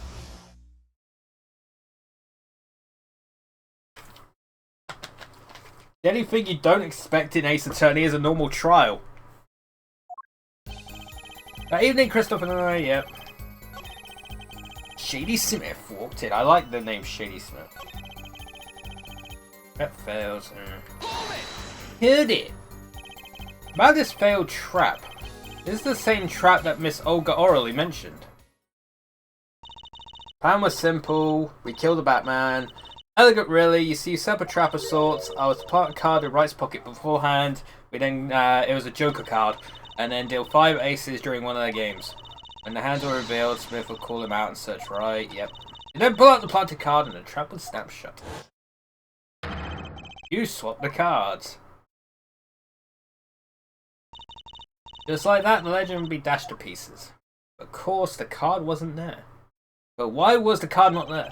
Yes, a harmless prank in essence. It was by a quirk of fate that I had to discover it. A quirk? I happened to put my hand in my pocket and found a card. The card she planted. Yes, I stuck a peek at it and found it was the 5 of hearts. I had a feeling something might happen, so I disposed of the card before the game. Disposed? Where? There was an empty bottle of grape juice I had been drinking right beside me. I threw the card inside the bottle. Empty bottle of grape juice? The murder weapon? Yes, I rolled it up and shoved it in. The coloured glass makes it hard to see. A battle of wits between the deceiver and the would-be deceived. That sounds like terrific drama. Card inside the murder weapon? Well, that's strange. The police miss it in their investigation? Well, maybe I'll take a look. Mr. Wright, the poker head of courtroom number 3 approves of this battle of wits. Please revise your testimony with this new information. Oh my god. Ay. Let's go with the trap during the game and dispose of the card in the bottle.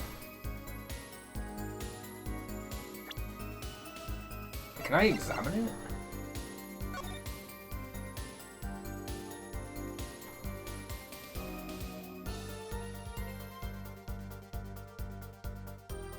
Oh shit, what is this? The bottle is completely empty. Can I take the lid off? I want to see the card. I'm zoomed way in.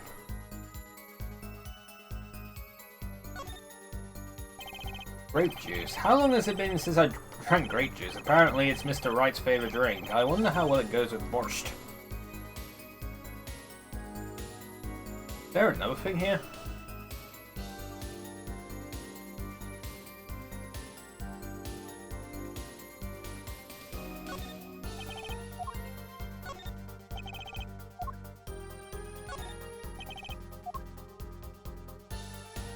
How do I open it? I want to open it.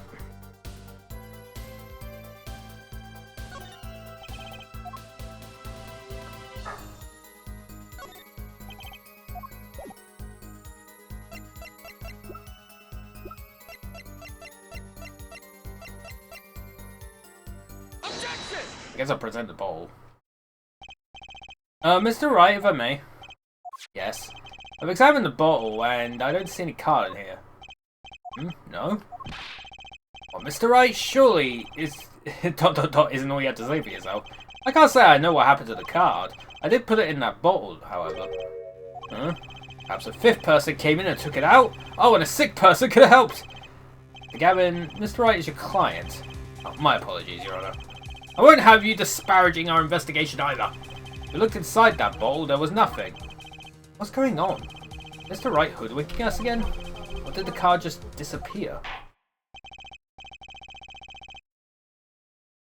In any case, please continue the cross-examination. I'm afraid decisive contradictions call for decisive evidence. Oh. Jim harder, Justice. Break him! Just you and the witness in the ring. Go for the KO. Why do I get the feeling we're not on our client's side anymore? The table and the photograph. Shea Smith walked in 5 minutes after Christoph left. I discovered the trap during the game and disposed of the card in the bottle.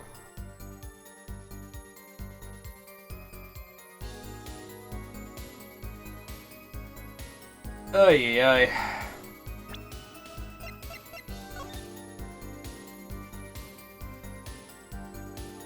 Is it stuck behind the label?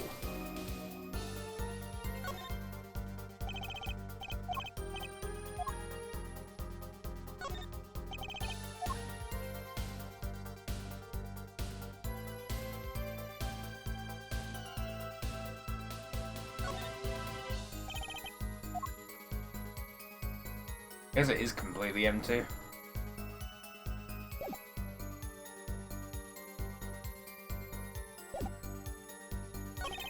The girl was knocked out cold, Smith was in control, but I'll have to call the police.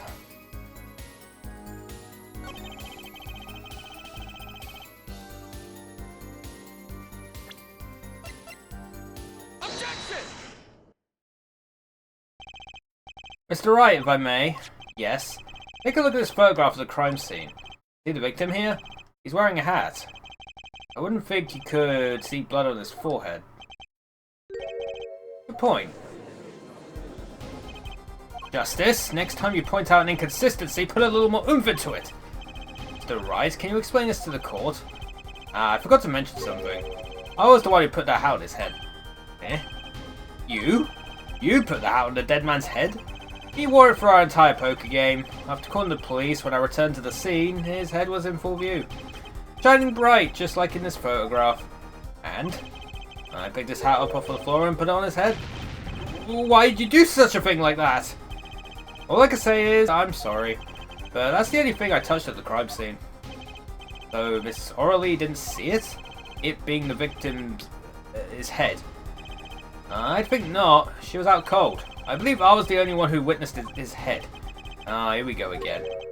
Mr. Gavin? Pardon? It just seems that our client is determined to lie his way through this case. Hey, he's still our client, isn't he? I believe that's enough of that. Mr. Gavin? This witness's testimony is more like a travesty. It's riddled with lies. I'm beginning to see how he came to lose your attorney's badge 7 years ago. Oh. You certainly have a unique way of treating your clients, Christoph. I never knew. I believe it was you who threw the first stone. Mr. Wright, if you intend to ever tell the truth about this case, it's now or never. Don't be misled. I haven't told a single lie here. Yeah? When I noticed the trap, I put the card in the bottle to dispose of it. And when I put the hat on the victim's head, let's just say I had a reason for doing that as well. A reason? That reason is right here. Your cell phone? That night, recall that I spoke with Defense Attorney Gavin after calling the police. Just in case, I recorded our conversation. What's this? Now that we're all here, I see no reason why I shouldn't play it back for the court. Christoph, I seem to be in a bit of trouble. What's this? Game not going well? Something like that. That gentleman who challenged you, he turned out to be good? He turned out to be dead. Someone hit him. Hard. You mean someone cracked that flawless bone china pate? It wasn't you, was it? Me? Oh, please. The cops should be here any minute. I'm in your hands. Did it come to that? Bone china plate. It said pate, not plate. A kind of porcelain, very smooth and shiny, and not plate, but pate. I told you. There you go. I thought it was I thought it was a typo. Turns out it's part of the story. Oh, gosh. I believe he was referring to a certain gentleman's balding forehead. The court appreciates the defendant's discretion in not indicating my forehead. Wait a second, something's not right about that phone call. So after Mr. Gavin ate dinner with you, he left the Borscht Bowl Club? Most certainly. Then how did he know? When did he see this bone china pate? Oh, that's right. Yes. That was when I began to see my good friend in a different light. Troubled, I returned to the crime scene. And when I spotted Mr. Smith's head again, I realised exactly what was wrong. Well, Mr. Gavin, the stage has been set. Perhaps you would like to explain this to the court. Exactly how did you come by your privileged knowledge of the victim's head? The no head? So, this is your reason. The reason why you put the victim's hat back on. Your point, Mr. Gavin? It's come down to this, has it, Phoenix Wright? Oh my. Order! I will have order! Mr. Payne! Yes, Your Honour? I believe this court has been left with no other choice. Are you prepared to hear Defence Attorney Gavin's testimony? Well, as the prosecutor, Very well. We'll break for 10 minutes, after which Mr. Gavin will take the stand for a cross-examination. Are we all clear on that? Crystal clear, Your Honour. Very well. This will be the final recess for the day.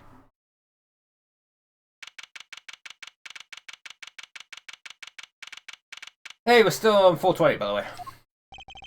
Mr. Gavin and Mr. Wright are both in the judge's chamber. Who'd have thought today would turn out like this? May I? Oh, hello. Huh? What? Hello, sir. Please pick a card. What's all this about? Is this one okay? Excellent. I have a message for you. The last hand is about to be played. You'll need a trump card to make it. A trump card? The card you have chosen is magical. Use it wisely, and the game is yours. That's all. What the fuck? Ace. Where do I remember that card from? Mr. Smith's hand has 3 aces and Mr. Wright's 2. It is 5 aces in all. Oh! It is true. I have seen it. The 5th ace. There was cheating. I swear to you. This is so elaborate. I love it. The missing 5th ace. Wait. This bunch of red. Is this blood? Also, it's a Capcom playing card. You have your trump card. Now it's up to you to cut the deck and draw the truth. My father's fate is in your hand. Oh, you. I know you can do it. Bloodstained card is my trump card for finding the truth. Fell deep into thought as my mind raced to understand what this all meant. Girl, I'd seen her recently, but where? That's when I made the connection. Yep.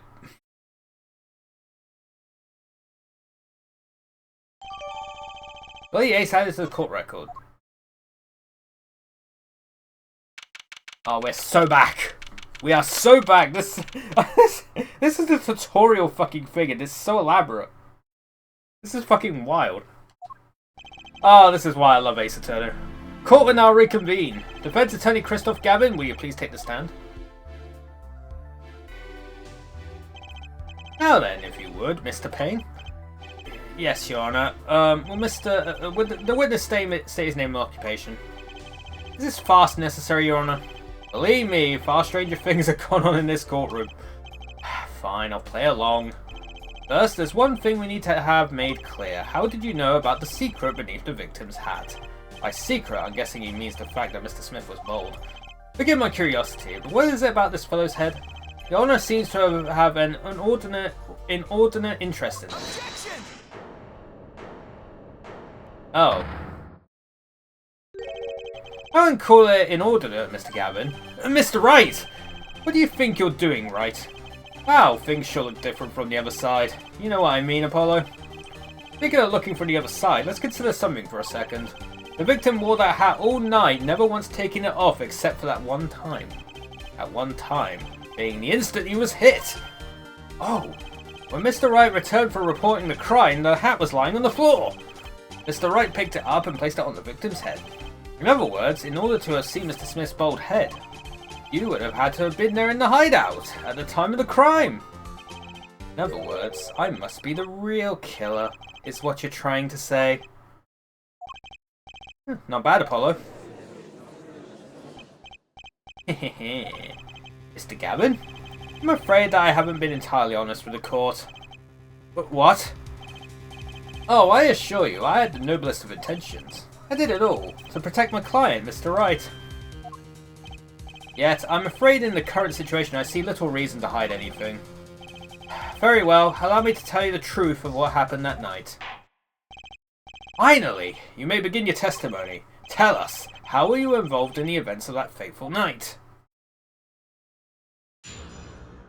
Yes. I did it.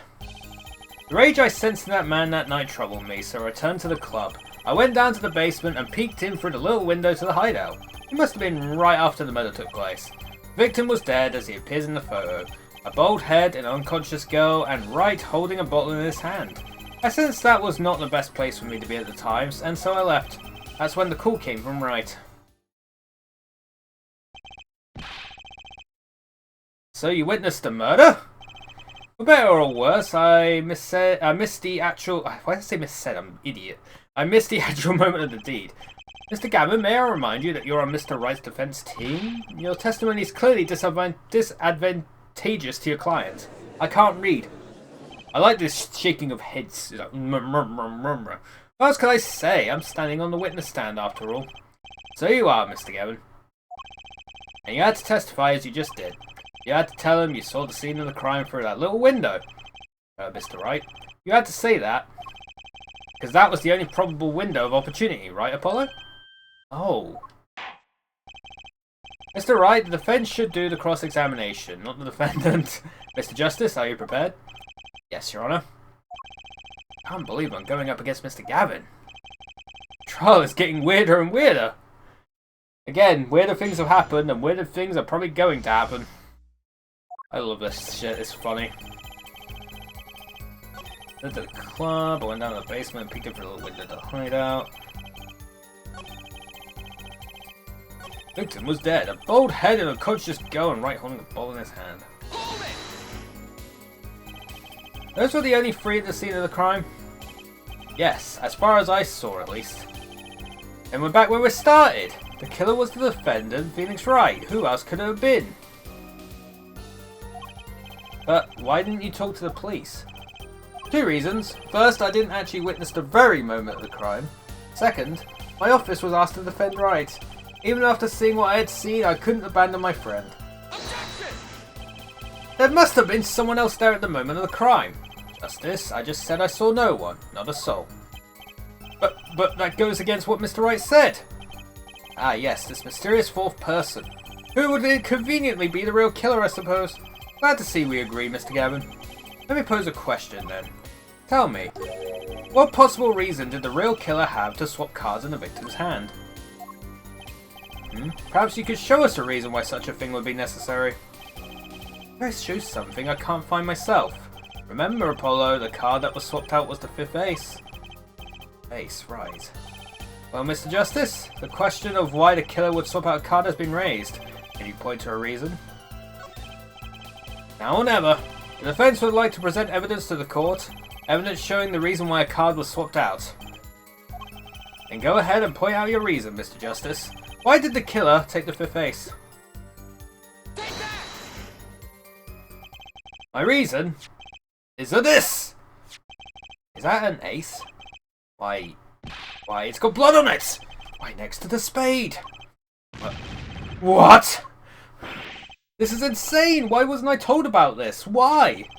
Could this be the missing fifth ace? Inconceivable! How could you? What are you doing with that card? Well, that's the thing. Why is Mr. Gavin so upset? It's just a fishy card for some fishy girl. Oh, that card? It's mine. That is, I picked it up at the Borscht Bowl Club that night after the murder occurred. I gave it to my daughter. Cards are her stock and trade after all. No, impossible, unacceptable! The court can't accept this evidence, it's a fraud! A fraud? How can you be so sure? What? I would think the only person who could claim it was a fraud would be the one who took the real card from the crime scene, the real killer. Allow me to elaborate. What if this trace of blood was the reason? A reason for the killer to take the card from the scene of the crime. Where are you going with this? Take another look at the photo and at the victim's head. At the moment of the crime, his hat fell to the floor, and a trickle of blood ran from his forehead down the back of his head. Couldn't a drop of that blood have fallen on one of the cards? I suppose. The killer then took the card to hide the blood. Regardless, that evidence is non-permissible. Oh? Right, regardless of how you wasted the last 7 years, you used to be a lawyer. You know what a serious crime it is to conceal evidence. Oh, we can discuss the finer points of our legal system later. What's important now is that I've answered your question. What are you talking about? You wanted to know why the killer would have taken the card from the crime scene. And now, I've told you. That one drop of blood would have been decisive evidence, you see.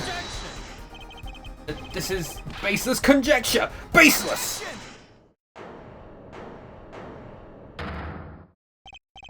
Oh, I assure you, it's quite based. Someone wrote that line. Someone got paid to write that line.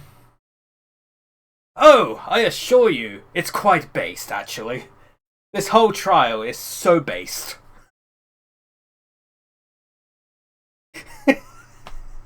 Someone wrote that. Someone got paid to write that line. And it must have felt amazing. It must have felt amazing.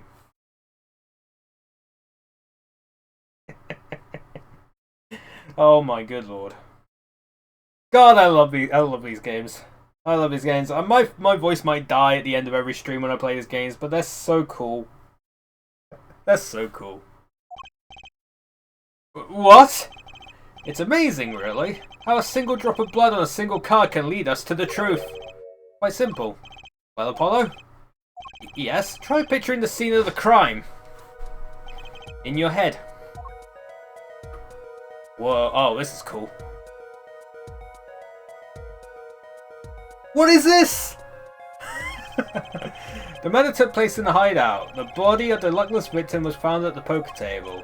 And before the killer swapped the card out, there was a single card with a drop of blood on it in the victim's hand. Given this, there is one decisive problem with the scene. Well, what is it? Let's keep it simple, shall we? Given that there was a drop of blood on the card, whose position in this diagram doesn't fit. The victims, the killers, the witnesses, the second witnesses? Whose position doesn't fit with the bloody card? It wouldn't be the witness. It had to be the victim, right? Well, isn't it the victim's position that's the problem? I don't follow your logic here, Mr. Justice. Well, look, the victim was struck on the head, sending him back in his chair. You'd think any blood would fall behind the body, not onto the table in front of him. Ah, take a look at the photo again. If he bled in this position, the blood would fall on the floor, not on the cards. That's right, so what does this mean? Incidentally, we were sitting in swivel chairs. Swivel chairs? Oh man. Apollo, try turning the chair around. How do I do that? Recreate the crime scene. Oh shit. The chair was facing the other way. It would have to be. That's cool. So we have to assume that at the time of the murder, the victim's chair was facing away from the table. When Mr. Wright returned from informing the police, which way was the chair facing? When they came back to the room, the body was facing as seen in this photo. That would mean the killer turned the chair back around. Let's take the next step. Look at the diagram once more. We know now the victim was facing away from the table at the time of the murder. But this creates another significant contradiction. Again? Let's test your reasoning skills again, shall we? Apollo, whose location on this diagram contradicts our new understanding of the crime? Victims, the killers, the witnesses, the second witnesses? Whose location creates a contradiction that the victim was facing away? It'll be the killer, right? Okay. The victim was struck from the front, correct? Indeed. Well, wouldn't it be hard for the killer to hit him from the front? Seeing where his indicator currently is? I'd think it'd be quite hard, yes. Yes, but what you're saying makes no sense! Why would the victim suddenly turn to face the wall in the middle of a game? I believe a sufficient reason will soon come to light. What? There's something in this diagram that makes far less sense, actually. Look again at the diagram. Apollo, the victim was struck while he was sitting as shown here. Where would his assailant be standing? Try marking on the diagram. What? But... no room to put a mark where the killer should be. Don't worry, let's think it through and see what we find. We know the victim was facing towards the wall at the time of the crime. That's the only thing we know for sure. Don't forget about everything else. Where would the killer have to be standing to strike our victim from the front? It had to be there. But it can't be there. The killer had to be standing, well, here. You get points for flair, but that's about all you get. I thought I was on something there too. Hardly need to point out that standing there would be impossible. The victim is facing a solid cupboard. Or are you claiming the killer climbed the cupboard and hit it from above? Ha! Yeah, simple logic, really. If this was the only place the killer could have been standing, then that means that, at the very moment of the crime... Wait, I know! At the moment of the crime, the cupboard... isn't there. What's this now? I mean, that's the only explanation. Right, Mr. Gavin?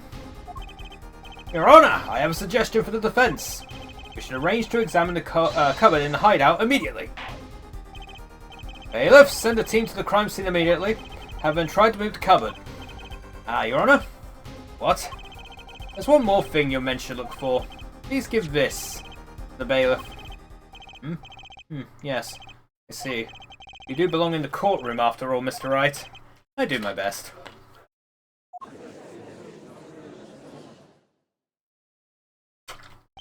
Dude, is he gonna get his suit back? Let's forge ahead here while we wait. Look at the diagram once again. It's been changed. The killer was standing here at the time of the crime, and this cupboard wasn't here, which means... Apollo, try moving the cupboard.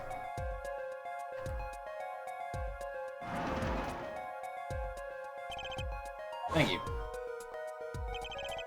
As you can see, the cupboard was the problem. At the time of the murder, it has to have been as shown here. That blocks the window. Now everything is in place to reconstruct the moment of the crime. Oh my! What's this? What is it now?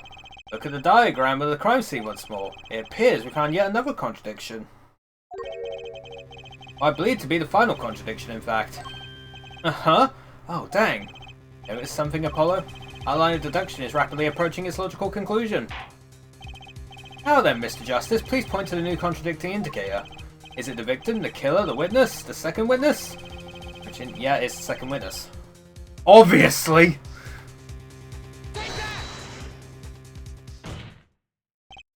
About this cupboard. Are we all okay with assuming it was moved? Sure, why not? Well, if it was, something really doesn't fit. The cupboard would completely cover up the window to the stairs. Ah, that's right. Someone standing outside wouldn't be able to see in. Someone like Mr. Gavin. What did you say? Oh, is the coolest defense in the West losing his cool? Ugh, don't expect me to play along with your little game, right? It's only a game until someone gets killed, Mr. Gavin. And someone was, while the window to that room was blocked by a cupboard. So, Mr. Gavin, perhaps you'd like to explain to the court exactly where did you witness the crime scene from? Excuse me, Your Honor. Order! This is a court of law and I have order.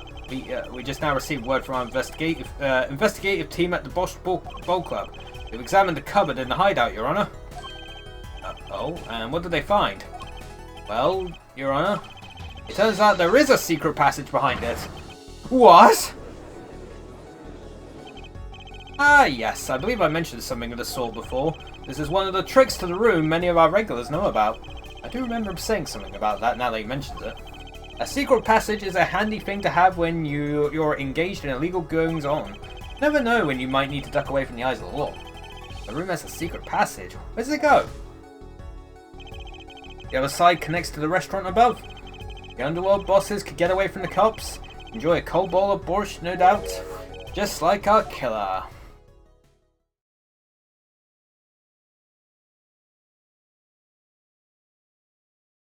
Oh, fun.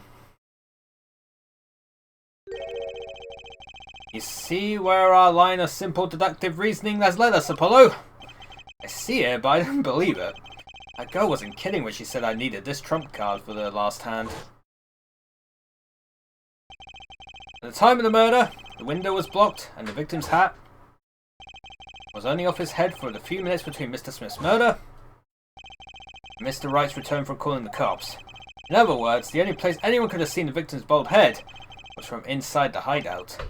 Well, Mr. Gavin, come on, say something.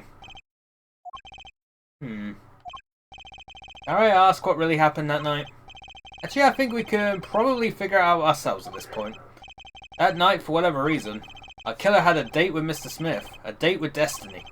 There he crouched, hidden in the secret passageway behind the cupboard, holding his breath, waiting for just the right moment. Then the chance came, and he took it. Ugh! Eek! Why did you do that? Wait here, I'll get help. Miss Olga Orley was out cold, struck by Mr. Smith. But his time was soon to come. Mr. Wright went upstairs to call the cops, leaving Mr. Shady Smith alone in the hideout with the unconscious dealer. Now our killer stepped out from the secret passage and into the hideout. The victim must have heard the cupboard sliding aside. He wheeled his chair around to look and... after the deed was done, the criminal must have seen the blood on the card. He would have, of course, realized the need to destroy the evidence. A single spot of blood told the whole story of the crime. Too bad for him, he didn't linger any longer in the hideout that night. If he had, he might have noticed the cards on the floor. The fact that they were all red. Nerd! That's it. I was gonna explain, like, why do we know about the freaking... what was it? We know about the freaking bottle. I guess why Phoenix had his fingerprints on the bottle, because he put the card in there. But, yeah. But it seems this trial has taken yet another turn. I'm truly, truly sorry I had to see this day come, Mr. Gavin. Mr. Gavin? Mr. Payne! Eric? Yes, Your Honor. The prosecution will continue its investigation. As for Mr. Phoenix Wright, the defendant, he is hereby cleared of all suspicion. Guac? Believe me when I say that I don't believe this is happening, Mr. Gavin, but I'm afraid circumstances call for me to issue a warrant for your arrest immediately. Here we go. Oh, no need to apologise. I rather enjoyed myself. It's not every day you get to witness a legendary attorney's dirty tactics firsthand. Your point, Mr. Gavin? Frankly, Your Honour, I'm shocked that a person of your calibre would be taken in by such a low-grade parlour trick. Excuse me? Defendant is cleared of all suspicion? This is hardly the time for jokes, Your Honour. Mr. Wright hasn't proven anyone's guilt or innocence here. What he has done is use illegal evidence to put the blame on someone else. And not just anyone else, but me, his own defence attorney! Illegal evidence? Let me ask you, Mr. Gavin. Is there still any reason, at present, to suspect me of wrongdoing? Of course, this bottle, for instance. Bottle of grape juice Mr. Wright was drinking. How do you intend to explain away the fingerprints? That was what I just said! That's what I just said! Fingerprints on the murder weapon. And not just any fingerprints, am I right, Mr. Payne? Actually, yes. Fingerprints on the bottle were, upside down. I don't recall this being an issue earlier. The court in this case demanded an explanation. I can think of only one reason why one would hold a bottle upside down. And that is to hit someone with the bottom of the bottle. Well, Your Honour? Ah, see how the court fish squirms to the last. Well, Apollo? Yes? Your boss seems awfully concerned about this bottle still. But I'm sure you can come up with a suitable explanation. Just like that. Yeah, just like what? Why would anyone grab a bottle upside down other than to... Don't let him trick you into thinking his explanation is the only legitimate one. Is there really another? Take another look at the court record. I believe you'll find a simple answer there, in plain sight.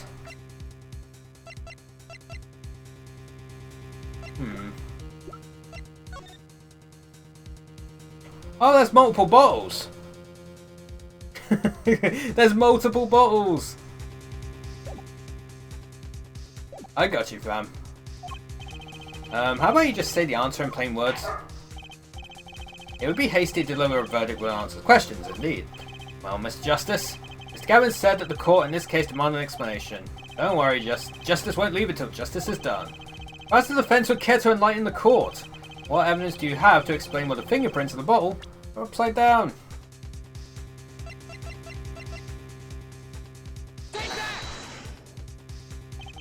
It's actually easier to show you than explain, Your Honour. Place that bottle on the floor next to your chair. Excuse me, on the floor? Yes, now reach down and pick it up. Without getting out your chair. See, you naturally go to pick up the bottle by its neck. With your fingers upside down. Okay, I didn't think about that part, but got the right answer for the wrong reason. Look at this photograph taken on the night of the murder. The defendant, Mr. Wright, sat here, playing piano, bottles of grape juice on the floor to the side of his piano bench. He would have naturally picked up the bottles upside down several times. How? I can't believe it was that simple. Recall our dinner that evening, Christoph. I was drinking my usual juice then too. Basically, you used the bottle on the table to do the deed, but then you must have remembered. So you went and picked up one of the bottles from under the piano, and you switched the bottles. You took one of Mr. Wright's bottles and made it look like the murder weapon. Would explain why there's no blood on the bottle. Order! Order! Order! What do you have to say to these charges, Mr. Gavin? Fascinating. So this is the legendary attorney's famed tactic of misdirection. What? You claim that I switched the bottle? Where is your proof? Proof? Well, that's, as I thought, more baseless conjecture. I'm afraid your bottle of proof is quite empty. I wouldn't be so sure about that. More illegal evidence.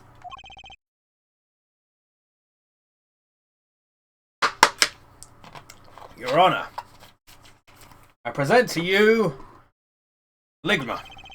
When you initiated the investigation of the hideout earlier, do you recall requesting an additional investigation? Ah, yes. I have your memo about that here. Retrieved the bottles from under the piano at the Borscht Bowl Club. And here's one of the bottles in question. What, are you going to dust that for fingerprints too? I'd be surprised if anyone on that but his... Gavin probably wouldn't make such an obvious mistake, true. That bottle wouldn't bear a trace of anything. Hey, Apollo. Yes? Why don't you go ahead and examine that bottle? But why? Just humour me. Mr. Wright. That bottle will solve this case once and for all. What? That's some bottle. Oh, it has the card in it. There's something inside the bottle.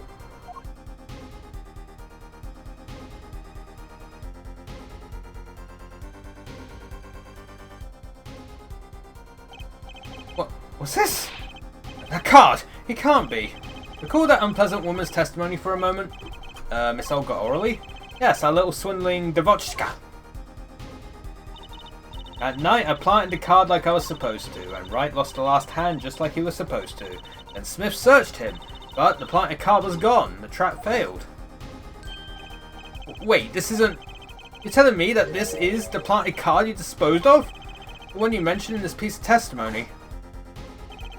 I have to put my hand in my pocket and found the card. Yes, I stuck a peek at it and found it was the Five of Hearts. I had a feeling something might happen, so I disposed of the card before the game. Disposed? Where? There was an empty bottle of grape juice I had been drinking right beside me. I threw the card inside the bottle. Ah, shit. The Five of Hearts. This is the card. The bottles were swapped. And the only one who could have done that was the fourth person in the club that night. You, Mr. Christoph Gavin. Oh, I want a meltdown. Oh, here it comes. Here it comes. Oh, he's a Jedi. He's got the Force. He was able to lift up the plates. I guess he's a Sith Lord more at that point. He was able to lift the frickin' plate and send the lobster. That is all. My man's a frickin' Sith Lord. Is this your idea of revenge, Phoenix Wright? Revenge? Revenge for the events that took away your attorney's badge 7 years ago? My past is like my logic, straight and true. Nothing's changed. All I did was point the finger at justice in the proper direction. Fine. Glad we could have this little tete-a-tete. I don't know what that means. I'm gonna look it up. What the fuck's a tete? Sounds like I'm having a stroke. What does that mean?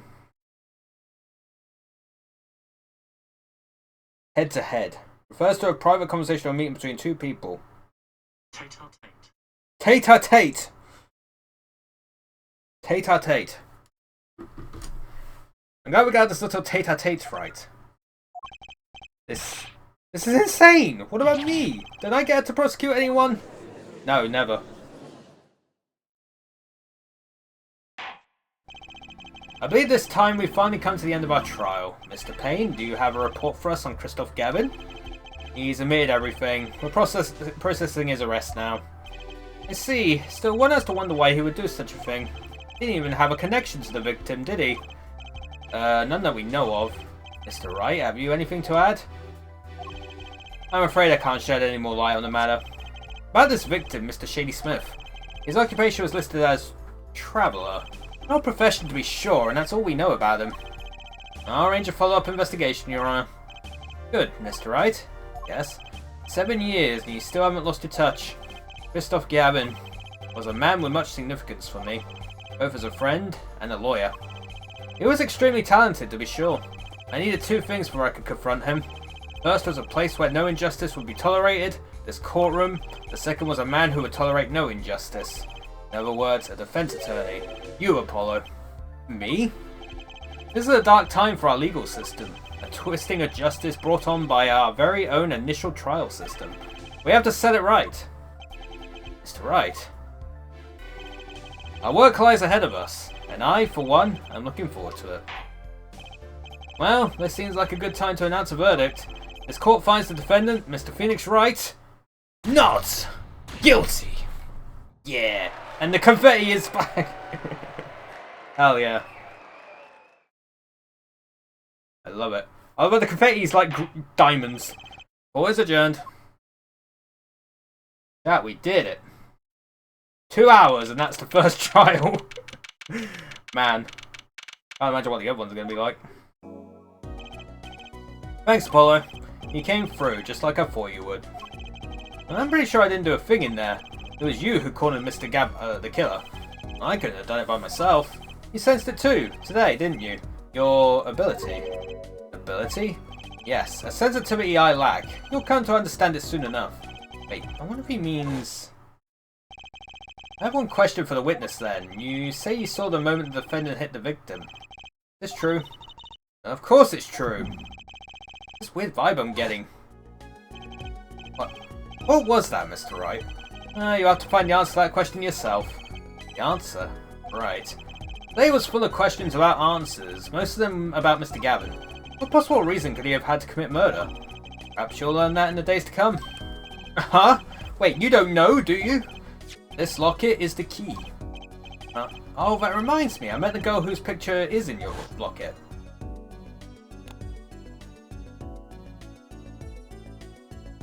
Well, he didn't have like a... He didn't have like a daughter like in the 7 years, right? I assume this girl's adopted.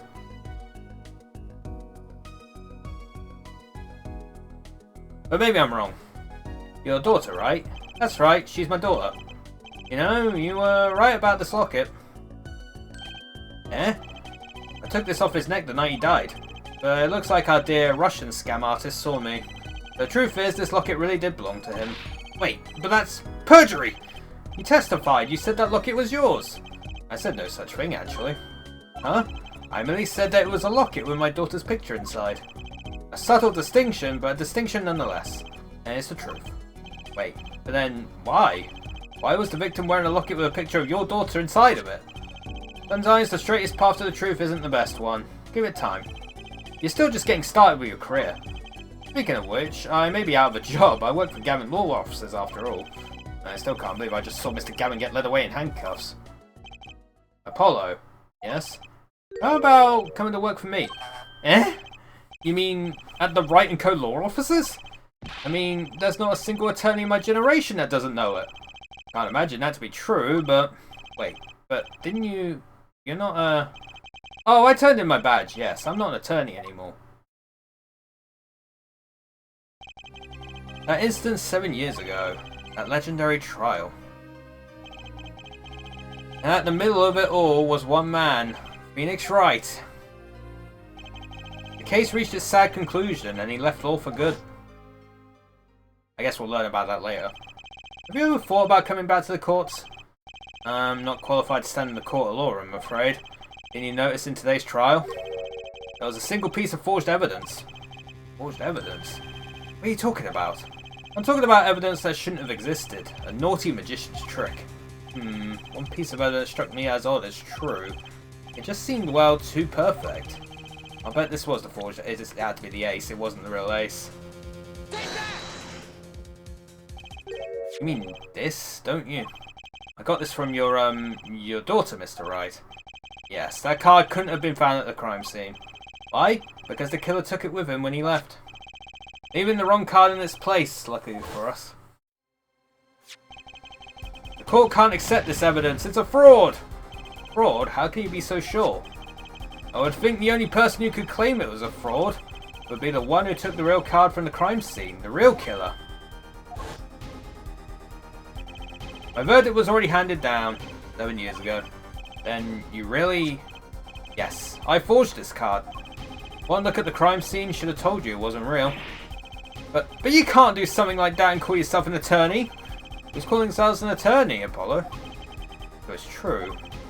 The rumor is true. 7 years ago. None of that matters much now, does it? Ah! I punched him. It's your story from here on out, Apollo. Perhaps I can help you turn the next page. My office's address. Drop in if you like. Right. Oh, about your uppercut. No yelling. Take that next time. I find it packs a little more punch. And Apollo, thanks for today. I had a good time. I assume we'll learn more about what happened in this trial later on in the game.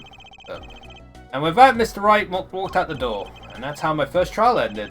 A lot of mysteries went unsolved. And at the time, I had no idea they were all related. Of course they're all going to be related! They always are! Every mystery that day, connected by a single thread of logic. I'd find that out soon enough. My name is Apollo Justice, attorney at law, and this is how my story begins. Hey! That's the first one done. Good lord. That was very long.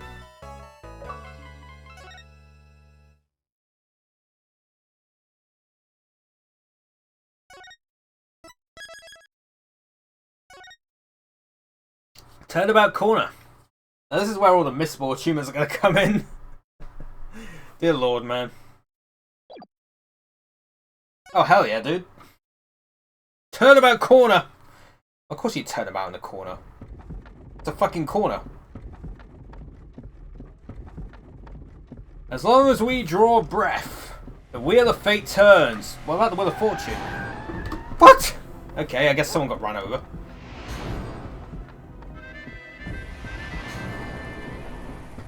Oh, what the hell's going on here? Spinning big crimes and little crimes together. And when the wheel stops... Yo, 3D! You die. You just die, that's it. Die.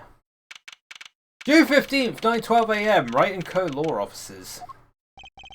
2 months have passed since Mr. Gavin's arrest. My first trial, and I lost both my mentor and my job.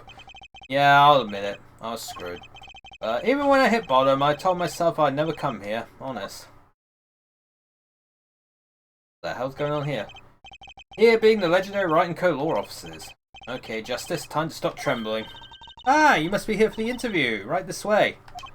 Huh? Hello there. You found the right place. Welcome. What's with this girl? Oh, now, shall we begin? Begin what? Right, first things first. Any special talents? Talents? Yes, well, you must have at least one. Well, I guess defending? Defending, an unusual talent, but it will do. A little jazzing up, of course. You think so? Let's give it a go, shall we? Huh? Go ahead, show me. Defend! Just give it all you got, don't hold back now. What are you talking about? I can't just defend here. First lesson, a professional can perform anywhere. Thanks. We want people to be laughing with us, not at us. Thanks. But I'm not sure why they should be laughing at all. What? What exactly do you think you came here to do? Very exuberant, this lady. What? Defend? No? Excuse me, but do you know where you are? Huh? The Wright & Co. Law Offices, right? Oh. I was afraid of that. Don't worry, you're not the first. Look, what's going on here? Who are you? I came here to meet with the person in charge. You apparently made no fewer than 2 mistakes. Mistakes? I got a call from Mr. Wright this morning. Perhaps you should go read the sign out front again. You said to read! Look, it says right there! Oh. Why does it say Wright Talent Agency? Welcome to the Wright Talent Agency, where you've always come to the right place. I'm Trucy Wright, CEO. I'm a magician. All came flooding back. The trial. That girl! Hello, sir. Please pick the card. That name's Trucy. That's right, she's my daughter. Trucy. Right. Here, check out our flyer. So, what's your name? Apollo. Apollo Justice, attorney at law. Okay, I've got to do... Ooh, nice icons, by the way. I've got to do some stuff here. Examine the plant.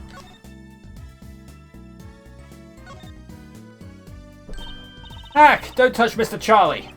Mr. Charlie? He's been in this office much longer than I have. Daddy's mentor had a great fondness for Mr. Charlie. He's lived here since Daddy was a rookie attorney. Huh, Mr. Charlie, right. Now I take care of him.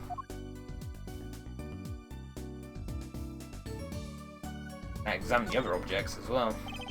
A strange split box leers at me from the wall. Is this one of those boxes for cutting people in half? That's right, this cabinet is used for an illusion called the zigzag. I've seen one on TV, but why is one just sitting there in your office? Oh, it's a little big for me, you see. So I'm using it as furniture. Hats in the top, shirts in the middle, and pants down below. I think it's a nice touch, don't you? It's not exactly what I'd call a welcoming decor. Yeah, it's useful though.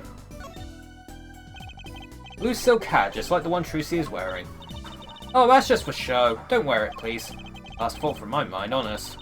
I put it there so clients can see it and know who I am. Nothing says magician like a silk top hat. Guillotine. There are all sorts of strange paraphernalia sitting on top of the piano. Those are my magic props. Practice, practice, practice. A professional never leaves their weapons far from reach. But you can't play the piano with all this junk on it. Oh, no one plays here anyway, and the neighbours complain. Guess Mr. Wright really can't play.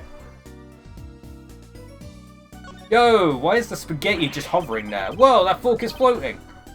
No. Why do you have a plate of plastic spaghetti? Oh, it's plastic. Fair enough. That right there is the whole reason I became a magician. Do tell.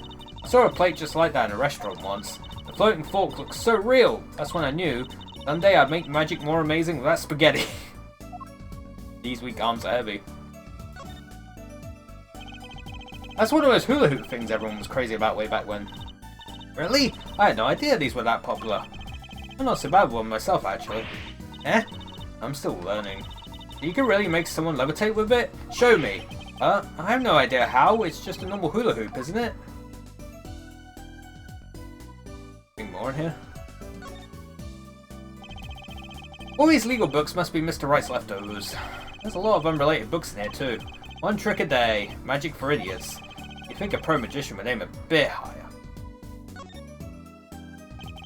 That table doesn't look very sturdy. You never seen one of these? It's a magic table. So, like, you make this teapot disappear? So you might think, but that's not it. Before your very eyes, the contents of the pot change. From Earl Grey to Darjeeling. Kinda hard to see the difference, I think. Anything more?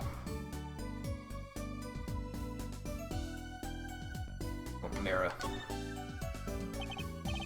Oh, not mirror, photo. An old sepia-tinted photo of a man in a silk-top hat. That's my favourite magician. I want to be just like him someday. Oh, nice. Guess it's good to have a role model, and he's got to be well over 100. How rude! Yeah, I think I'm good, right? Alright, I guess I'm going to talk to you. Right Talent Agency. So, is this really a talent agency? You bet. Daddy started it 7 years ago when he quit law. Of course, we only have 2 people signed up right now. People? Does that include you? Trucy Wright, magician extraordinaire. I've done a lot of stage shows. Paid too. I'm a professional, you know. Right. Promise you'll come to one of my shows, okay? Let's see. Oh, and the other person that agency represents is, well, Phoenix Wright, pianist extraordinaire. Your dad, in other words. Did he say he couldn't play the piano? Our agency doesn't see that as a problem. Why, there are many magicians who can't do magic. Well, at least you're optimistic, I'll give you that. Trucy. So you're Phoenix Wright's daughter? That's right. After Daddy quit law 7 years ago, I promised I would keep him fed. So I'm kind of his sugar daddy. Get it? No. I'm in charge of this whole office too. Pretty amazing for a young lass of 15, wouldn't you agree? 15? How old is Mr. Wright? Daddy? Oh, he's 33 this year. I'm sure there's a good explanation, I hope. Yeah, probably adopted. About Mr. Wright giving up law. It was because of that incident 7 years ago, wasn't it? Eh? You know about that? Not the details. I remember the news, though. It was a big deal. So I hear. I was too young to understand what was going on. I'll ask Daddy about it next time I get a chance. Daddy, right. That reminds me about Mr. Wright. He gave me a call this morning to come in. Daddy's not here right now. He's in the hospital. The hospital? Yeah, he's on strict bed rest until he gets better. What? Okay. Which hospital was Mr. Wright in? I'll pay him a visit. Oh, the Hickfield Clinic. It's quite close. Right, well, I'll be going now, and I'll give this showbiz gig some thought, okay? Wait, I'll go with you. Oh, I guess we're going.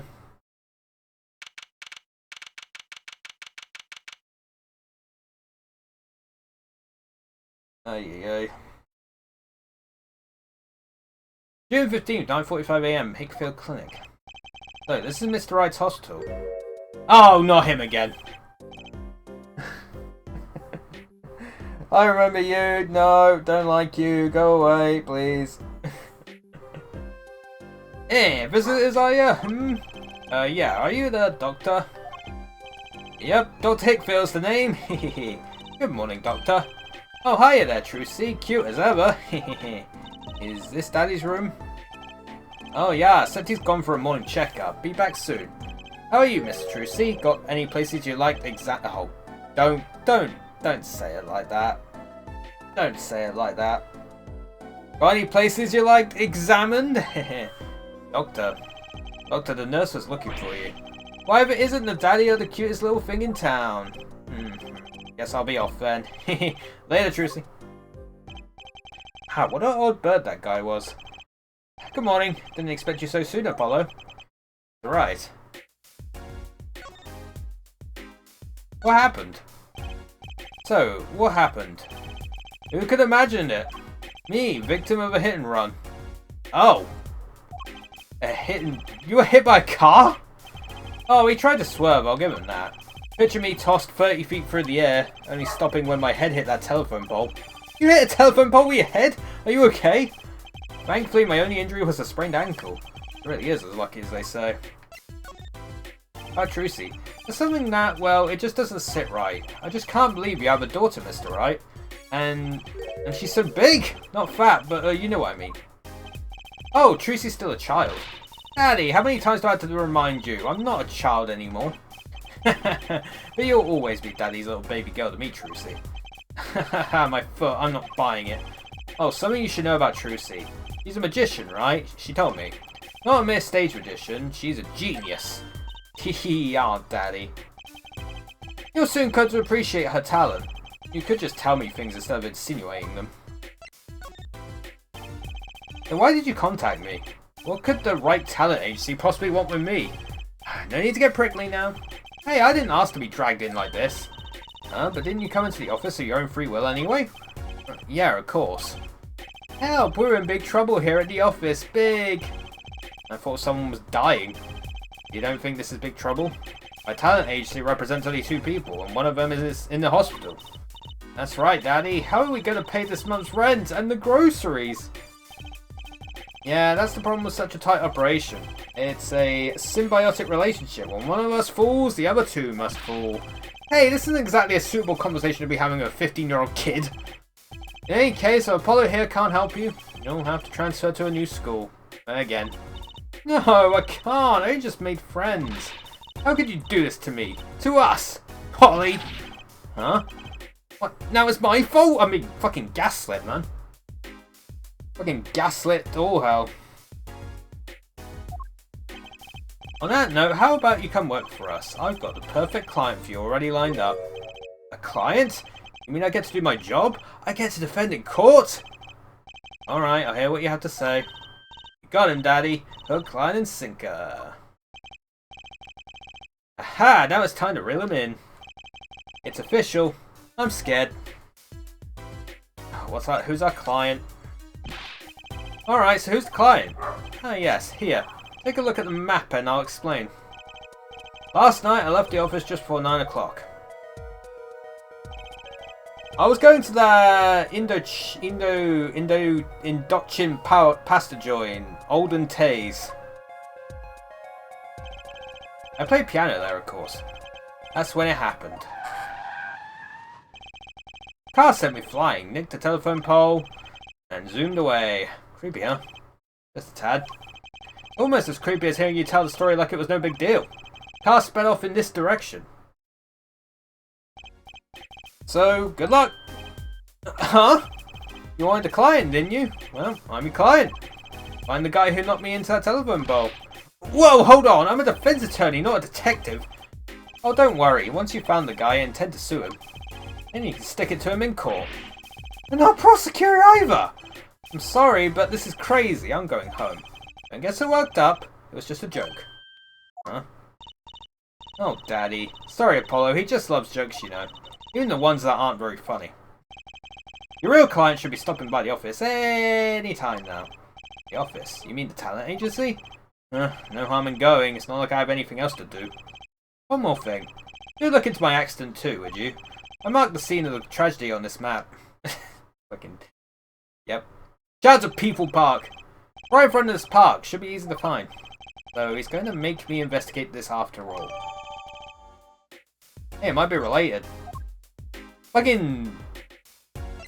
Phoenix has basically become frickin' Yoda. He's the Yoda of this series. Mr. Wright's bed is really messy. Look how messy this is. You're just hopeless without me, aren't you, Daddy? Yikes, she's attempted to clean up. Look out! You got me. What can I say? I was raised in a barn. Try not to let word get out, Apollo, if you don't mind. Yeah, it might ruin your illustrious career pretending to play the piano. What's that on TV? It looks like some sort of action hero show. Oh, I know that one. That's the Sniffling Samurai. His Booger Flick attack is a big hit with the Grey Skull crowd. I had no idea you like this kind of stuff, Mr. Wright. Well, what else is there to do when you're stuck in bed? Besides, the episodes will just keep piling up if I don't keep up, you know. Yeah, try not buying them. Now's the only time I get to watch and write my reports. The reports? Yeah, it's a long story. Like a lot of things, actually. Swaying, spiraling stack of DVD cases. The Steel Samurai, the Nickel Samurai, the Pink Princess, the Zappy Samurai, Electric Bugaboo. Hell yeah. They're all children's action hero shows. This kid I know keeps sending them to me. Oh, Maya. Hey! Good to see Maya's doing well. Huh? Like a niece or nephew? Something like that. Quite a collection. This kid's parents must be really generous with their allowance. Funny, Mr. Wright doesn't seem the type that kids will like. Aha! Daddy, you stuck some grape juice in again? Doctor said you weren't supposed to drink that here. We see. Look at the label. Oh. Deep sea mineral water. Oh, that's fine, I guess. I switched to labels. Don't tell truth, CK. What can I say? The man loves his grape juice. Dude's a fucking raging alcoholic. This looks like a child's toy piano. Gotta practice. Wouldn't want my fingers to get stiff. Pro always keeps his weapon close at hand. Should I play you a tune? No thanks. Aw, how unfortunate. I so rarely get a chance to play.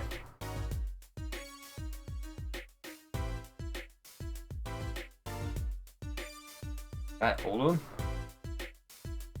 I think that's everything.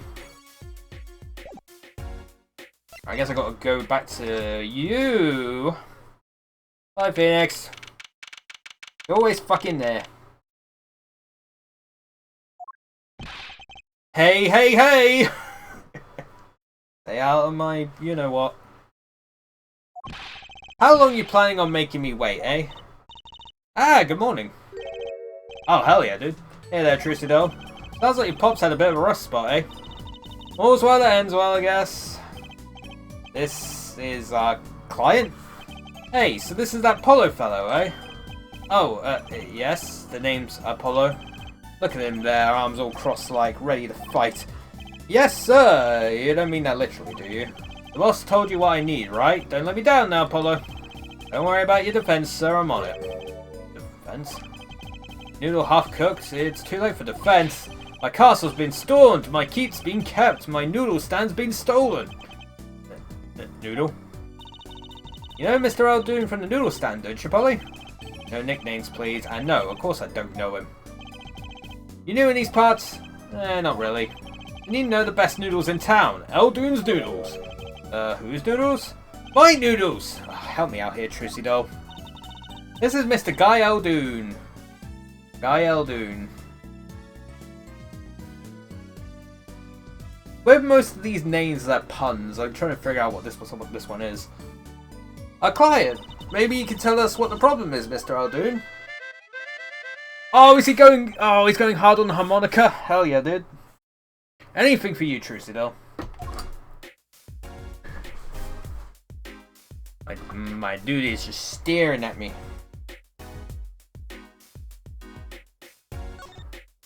Who is this guy? So, you run a noodle stand, Mr. Eldoon. Guy Eldoon's the name, and noodles are my game. The secret's in the soup. I've been searching for the perfect soup for 1.5 years. Oh, that's not that long, really. The family's been noodle men for generations. Got a lot of expectation on my shoulders. 15 fathers passing the noodle to 15 sons. That's a pretty old noodle. Aye, and fool that I was, I pushed it away. I rebelled against my pops and picked another livelihood. But that didn't turn out so well. Oh, there was no denying it. Salty broth runs through these veins, boy. It was like destiny that you became what you are. He is literally noodles. He probably has noodle arms, noodle legs. He actually like waves them around like those fucking inflatable like noodle things. That's what he plans to become in the future. Right, destiny's the word. Oh, I fought it. But in the end, I was bound by the twisted noodle of fate. Not a mental image I care to linger on. So last year I started my noodle stand. The 15th generation of Eldoon's noodles. So tell me more about Eldoon's noodles. Oh, I just fucking realised Eldoon is noodle backwards. God damn it. Eldoon is noodle backwards. I only just fucking realised it. God damn it. You don't know the genius that are my noodles? I make them so salty, why they're saltier than salt. Well, that can't be good for your sodium intake. That was set off red flags in any blood test you'd ever do. Thankfully, my sodium intake is fine. It's just my potassium intake's a little high. I got to lay off the bananas a little bit. I got to lay off the bananas and bring down my potassiums. Which is unfortunate, because I really do like bananas. Now I really don't want to find out. Daddy's a regular at his noodle stand. Is it because they're cheap? He frequented my pops' stand back during his attorney days too. Yep, him and his assistant. I'm sorry, I'll be sure to drop by your stand soon. Wish you could, Sonny. Heck, I wish I could. I'd give anything for a bowl about now. What do you mean? It was stolen. My stand, gone. Stolen? It was last night. I was doing my rounds, blowing my whistle. That's a harmonica, but hell yeah. It's like an ice cream truck's bell, but louder. He even gets complaints. Now you're just trying to butter me up. That sounded more like the blues than a whistle. I closed up my stand for the night and parked by the house. Then, this morning, dark and early, was gone! My keep! My castle! Oh! Maybe some bum carted it off? Just guessing here. Well, I don't care who did it. Without that stand, I'm finished. All my noodle bowls were in there too. That's the saddest thing I've heard all day. You know it. Anyhow, that's the deal. Good luck. Good. Huh? Wait. What exactly is your request? My noodle stand. Find it. And the day you bring my baby back is the day you feast on as many noodles as you want. Also, I make it so hot and salty, 2 bowls would kill a man. Then I'd really need defense. Speaking of defense, that's what I do. I'm a lawyer, not a detective. This is where I live. You drop by if you need any info, okay?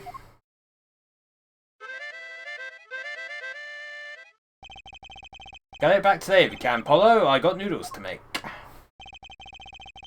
Things have certainly taken a turn for the bizarre. You're in an Ace Attorney game, of course it's turned to bizarre.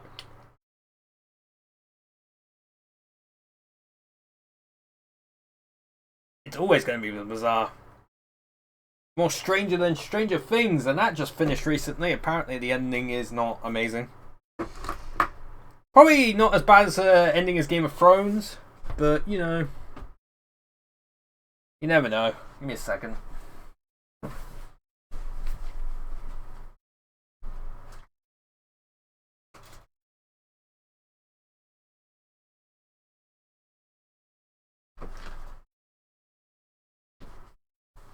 Ay, ay, ay.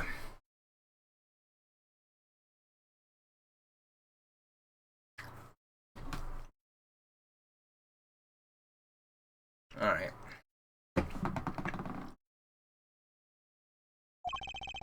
Traffic accidents and noodle stand thieves? Actually, there was something I wanted to ask you about too, Apollo. Huh? I have a bad feeling about this.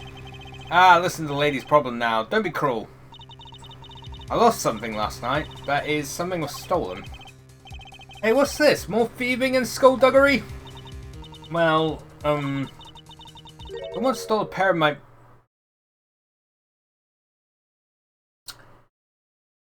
Is this a Ace Attorney game, or is this a fucking Yakuza sub-story? Turns out, Apollo is just a synonym for Kiryu. Kazuma Kiryu. And again, it's fucking Japan, what do we expect? Someone stole a pair of my panties. Panties? So they were, stolen, your, my panties, yes. Ah, right, panties. That's a crying shame, that is, Trusto. I was alone in the office last night. I had hung my panties out the window there to dry. A thief came and took them, my favourite panties. I ran after him. Give those back, I shouted. Wait! Well, that was certainly brave of you. But I lost him. About those panties, I don't know what I'll do. Darn crying shame, yup. Well, at least the scene of the crime is convenient. I'll mark it on your map. I'll be heading home now. Remember, find my stand or there's an empty bowl in your future, Polo. Right. And how about Trucidol here too, you hear? Things have certainly picked up, haven't they? We had no work yesterday and now we have 3 cases. I guess. Let's see where we stand. Not in the courtroom, that's where. Well, the first item on our list. Phoenix Wright, Daddy's hit and run accident. We had to find the one who hit him. Who's going to pay us for this again? The second item, Mr. Eldoon's request to find his stolen stand, which we stand to gain a bowl of salty noodles. And the last request is mine, to find my stolen panties. That bowl of noodles is looking better and better. Let's go, Polly, to the streets. Are you enthusiastic? How could I not be? Let's crack these cases, you and me. Guess we might as well get started. Let's see, a hit and run, a stolen stand, and last but not least, stolen panties. Of course. They're all connected.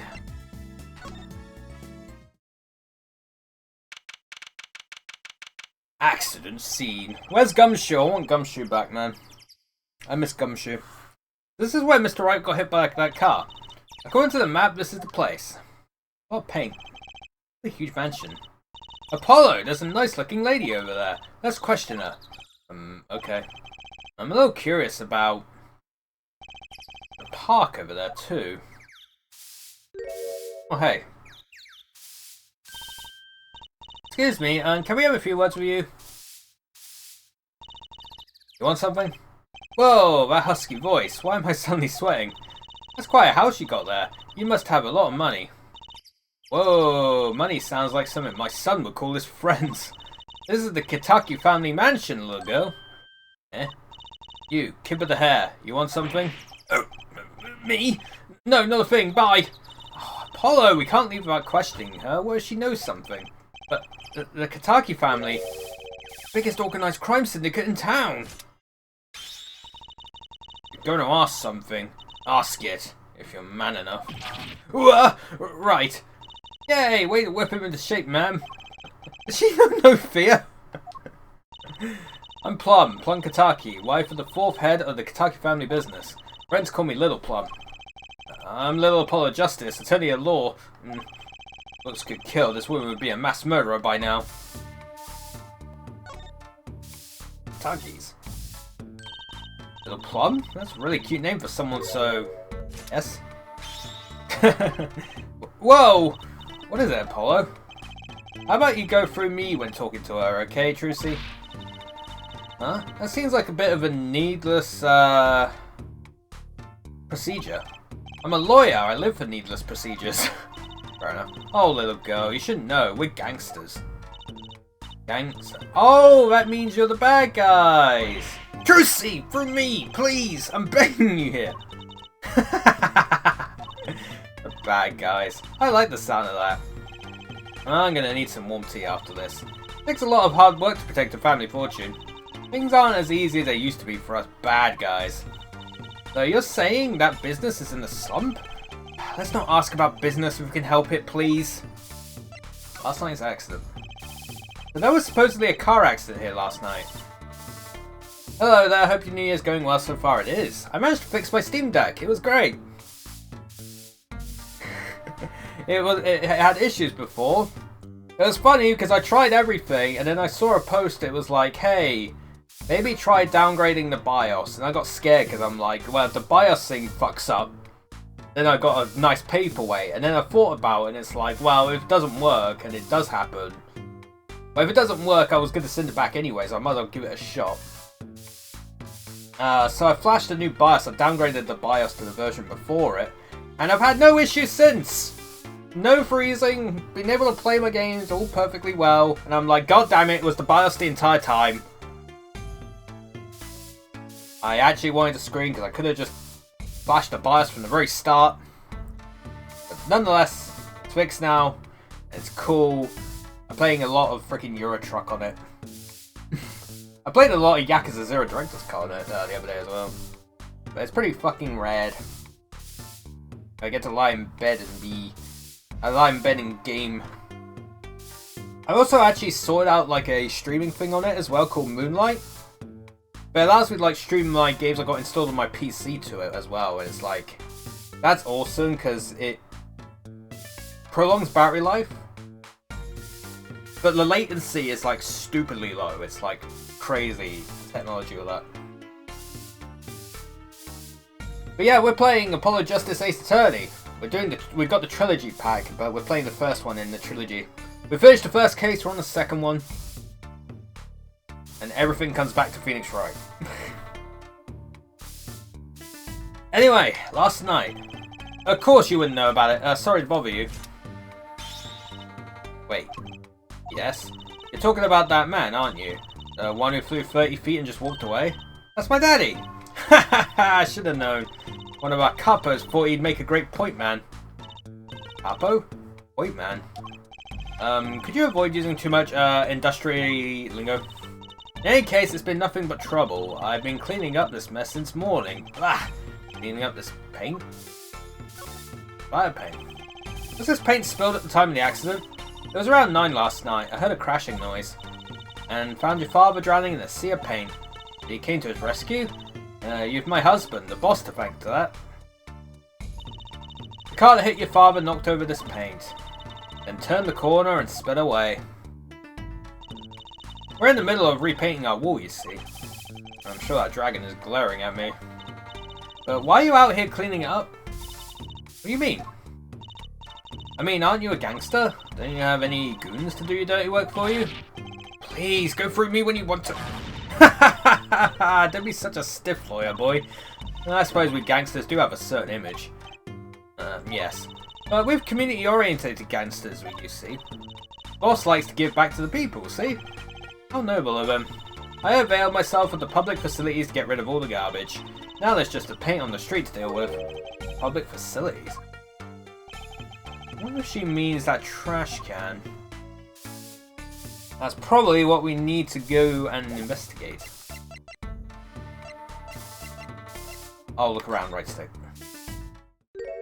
Who the fuck are you? Who's that? She's looking at the park. She's pretty. I bet she has a story, you know? There is something about her. Too bad she seems to be in a bit of a rush. I've got to examine the trash can, right?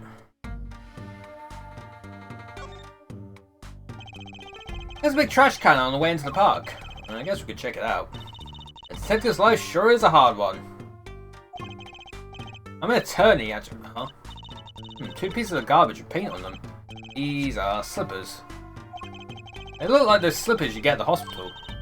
Look at this, Apollo. Doesn't this go on a car? Side view mirror.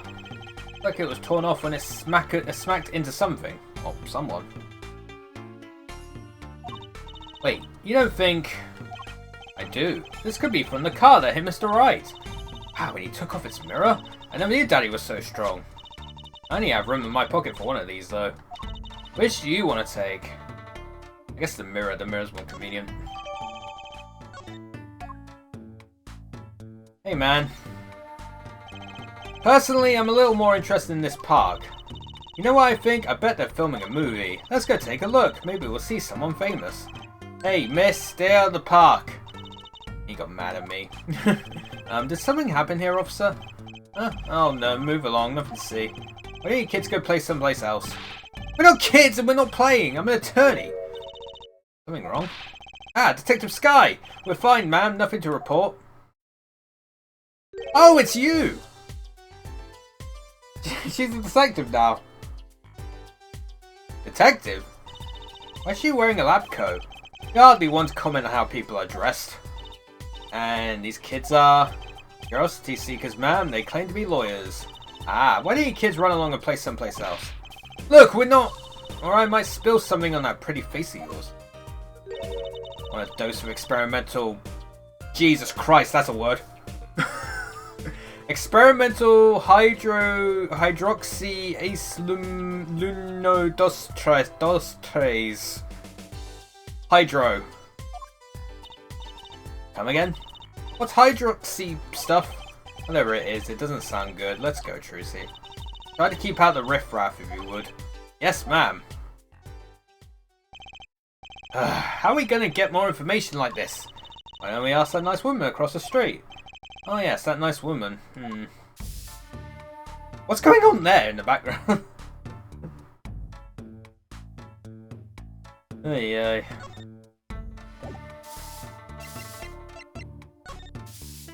Eagle Park. Can I ask you a question? What? What happened in the park across the street?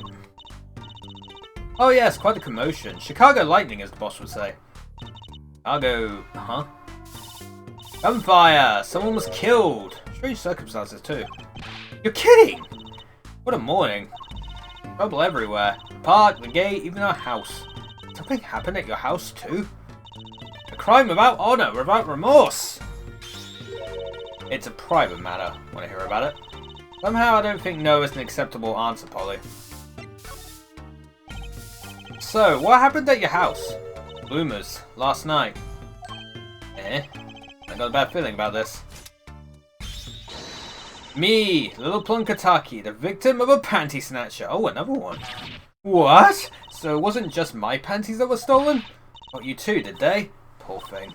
Like I said, whoever did this is a hardened criminal. It wasn't you, was it? No, of course not. Mercy. I've heard word that panties have been disappearing lately. Missing panties all have something in common. Hard to imagine Trucy's and Miss Kataki's panties having that much in common. I just imagine Miss Kataki's panties. Ugh. I know, we'll find your bloomers too. Great, show me what you're made of. You got me into this time, Trucy. Oh, hello. Girl from before. Oh, welcome home, sweetie. Hello, mother. Kataki too? Miss. Here, our flyer. Right, anything agency? Anything agency? Yeah, do you like the new flyer? So, this is our defense attorney, Mr. Apollo Justice. Attorney? Come by our office, we'll be waiting. Goodbye. Oh, off she goes. Why did you give her our flyer? I don't know, she seemed like she could use some help. The heiress to a gangster dynasty, she doesn't need our help. I wouldn't be so sure. Oh, she knows something we don't.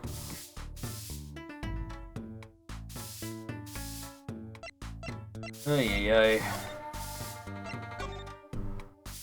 Alright, I'm off. Scene of the Stand Theft. Stand Theft Auto! So, what's this place? This would be Mr. Eldu's house, silly. Oh, so this is where a stand was stolen from. I see a piece of evidence lying on the ground already. Hey! Look, there's a police car parked over there. Right. What's with the sparkly entrance? What is this place, a hospital? There's a sign. Maractus Clinic. Maractus Clinic. Oh, that's where the thief went! Thief? The one who snatched my panties. He ran into this clinic last night. Wait, maybe that police car is here to find my panties? I doubt it. Well, there's only one way to be sure. Let's investigate. Ah, there you are, Sonny. Well, you find anything yet? No, not yet. Sick harmonica. The longer you loaf around here, the saltier your victory bowl gets. Just remember that. All the noodles are sounding less like payment and more like punishment. My man. So, your stand, Eldoon's Noodles, was it? Aye, passed down from father to son. A stand's seen its fair share of salt. Salt runs in the family, you might say. I bet high blood pressure does too. So, your stand, Eldoon's Noodles, was stolen? Oh, it wasn't just a stand that was stolen, sonny boy. I lost those wobbly wheels, my salt-crusted stew pot, my stained sign. I didn't just lose a stand, I lost a legend. No one steals a legend and gets away with it on my watch. Let's find that legend, Apollo. Isn't it about time he bought a new one anyway? Are there any more details you can give me about the stand? You bet, sonny boy. It happened last night. I was blowing my whistle like always, crying the town I was. The smell of broth filled the streets, thick and salty. I got home, well, right before 10 PM, I reckon. I guess he's not aiming for that late night market. I washed my bowls and gave the wheels a squirt of grease, then I went inside. When did you notice it had been stolen? Early this morning, before the sun rose. Work starts early. You know how many people eat noodles for breakfast? Trust me, I think there's more people than you realise who eat noodles for breakfast. Some people have pizza for breakfast, leftover pizza. And to be honest, like microwave pizza, there's some leftover stuff. I think curry is a good one. Like leftover microwave curry, I don't know why it is, but somehow it tastes better when it's freshly like cooked. Like leftover like microwave curry is somehow better. And it's kind of a similar thing with pizza as well. It's just really weird.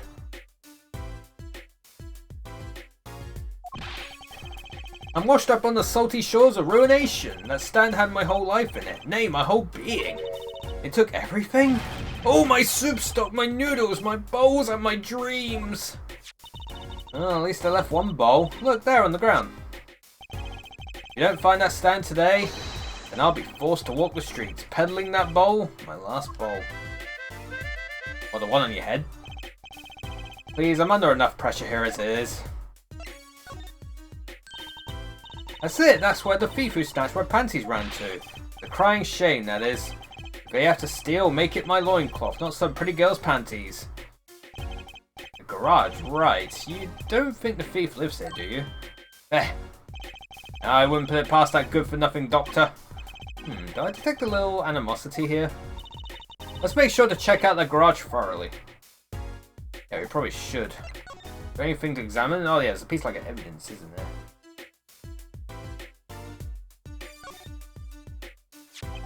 Is this yours, Mr. Eldoon?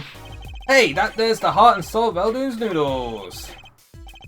The bowl absorbs my salty soup, and pretty soon it's gonna taste just like noodles. Wow, it does smell like noodles. All my other bowls got taken away in my stand. Get it back for me, sonny boy, I'm begging ya. Oh, I got a bowl.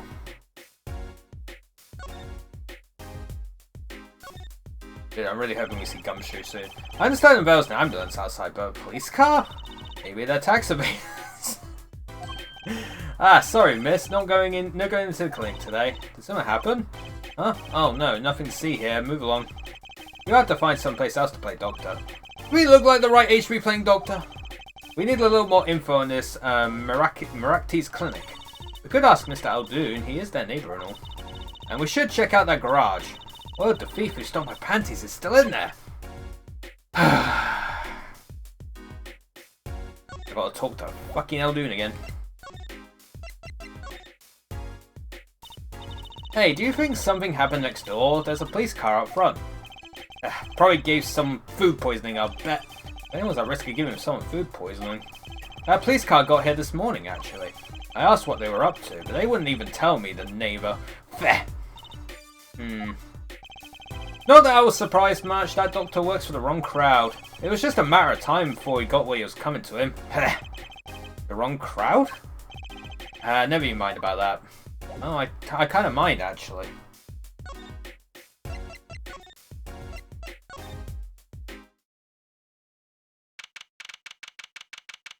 Oh god, there's a ladder. This is the place. This is where the panty snatcher ran. Are you sure? Maybe. Let's look for clues. Clues to panty snatching. Clues? Like a pair of panties. Trucy? You tried not saying panties so many times? You know what? I agree. Look, it's a folding ladder. Holly, that's called a step ladder. Come on. A step ladder? How is that different from a regular ladder then? It's a much more complex piece of machinery. It's like two ladders stuck together. So you admit that basically it's a ladder, right? Wait. Huh? You have to look past the form, at the essence of the thing. Can we talk about something else? Believe it or not, chat, that's an achievement. I got to freaking click on all the goddamn ladders again.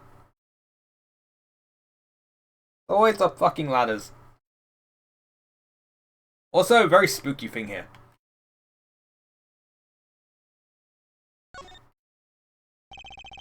There's something about this car. Take a closer look. Whoa. There's something in the tailpipe. What the fuck? Is that a phone? Look, a cell phone. Someone dropped it beneath this tyre. If the car moved, it would be crushed for sure. I wonder if it belongs to the doctor here. We should bring it to him later. That was in the tailpipe.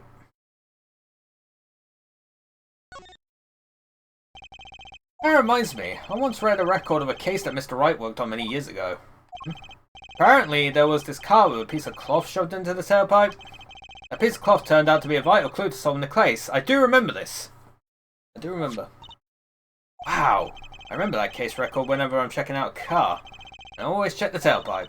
Everyone's got to have a hobby, I guess. Wouldn't it be funny if... Hey, there's something in there. What? Wait a second. Are these your... Ah! My panties! What? Already? Wow, thank you, Apollo. You're a genius. Amazing. No, really, don't mention it. No, I'm serious. I'm really impressed. You must have a nose for finding... No. No. No, that is not what we have. No. Absolutely not. Absolutely not. You must have a nose for finding girls' panties. What are those? Little panties, of course. They come home to Mama. I can't wait to use them. You're gonna put them on? Now? Watch closely now. See? Nothing in the panties. Ta-da! Whoa! Where did that come from? How did that bowl get in your panties? The panties are an extra dimensional space. Anything can fit in there. They're my magic panties. It's one of my best tricks. Magic panties. I love them over the Wonder Bar. I do shows there nightly. You mean those panties are a prop? You could have told me a little sooner! Put discreetly away in Trucy's pocket. Well, that's one case closed at least. What are you saying? We still had to catch the sly devil that ran off with the tool of my trade. Alright. Something tells me we're not finished searching this garage anyway. Oh, the mirror! Gone. Hey, look at that! Mirror's been broken off. Now this is a clue. What? You're smiling like you know something I don't. You aren't keeping a clue from me, are you, Polly? Clue? Let's see. Yeah, it's the freaking mirror. I think I do just have the clue you got in mind. Take that! Take that! The clue is this! Whoa, it's the same colour and size and everything. A perfect match. I guess we could check it out. Two pieces of garbage with paint on them. Look at this, Apollo. Doesn't this go on a car? It's a side view mirror. Looks like it was torn off when it smacked into something. I was about to keep saying smacked. Smacked into something or someone. That should be our word for 2026 is smackered. Well, it looks like we just solved the case. The car that hit Daddy last night. Sitting right in front of us, yep. Wow, you put the pro in professional, Apollo. Gee, thanks, Druzy. Apollo! Huh? What is it? Now that we solved this case, we should go report to Daddy. He'll mope if we leave him alone too long, knowing him. Okay. He doesn't seem the type to mope, though. And this is hardly a case worth reporting. Well, it might be worth, like, you know, giving him a note. Oh, I went to the wrong place. The clinic! Idiot. Oh, yeah, yeah.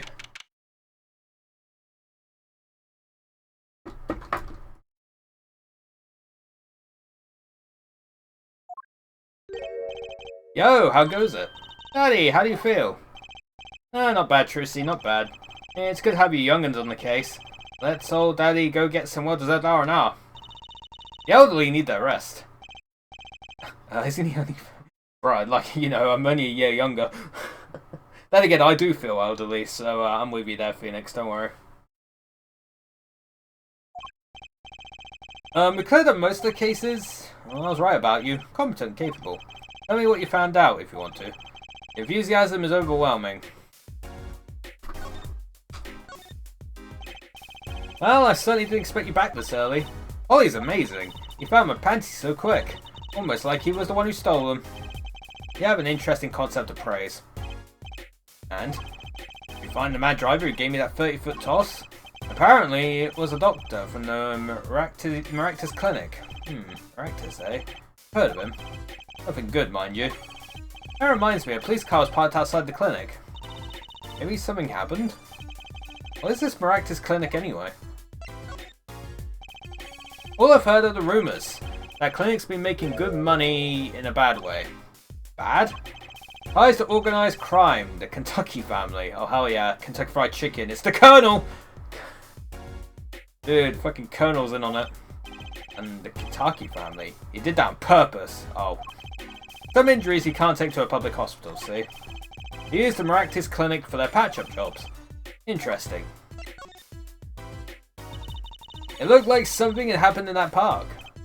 Ah, a body was found there in unusual circumstances. A body was discovered! Monokuma. Something more unusual than being dead? Not our concern in any case. Right, let's ignore that and find that noodle stand. Whatever happened to professional curiosity? Oh, thanks, really. If I get tired of sleeping, maybe I'll head down to this Maractus place. Maybe hit them up for some reparations. A little legal action would do me some good. I was wondering when I get paid. We solved the case of your accident and found a missing article of clothing. My panties. At least a noodle stand. Eh. Feel free to drop in if you get stuck. I'd be happy to help with anything not involving money. Fucking yeah, though. I still love his hat, though. Goodbye, quid pro quo. Hello, pro bono. Ah. Right, back to the office to plan our next move. I guess we're going back there.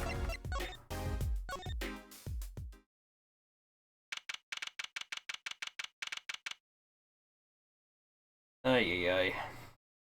What a fun time. Still June 15th. Oh, hello. You again. You're the woman from the Kentucky place. Yes. I knew it! Something's the matter and you want our help, right? Oh, you come to the right place. This way, please. Thank you. My name is Alita Tayala. Alita Tayala. I have a request. Of course you do. Your request? Let me guess. Something's been stolen? Your flyer. It says now defending, so I thought... What? You mean you want me to defend you? Maybe you could tell us what happened. Were you hit by a car? Did someone steal your stand? Or your panties? Oh, it said me at the end there. No, I'm not the client, actually. The client would be my, well, my fiancé, I suppose you call him.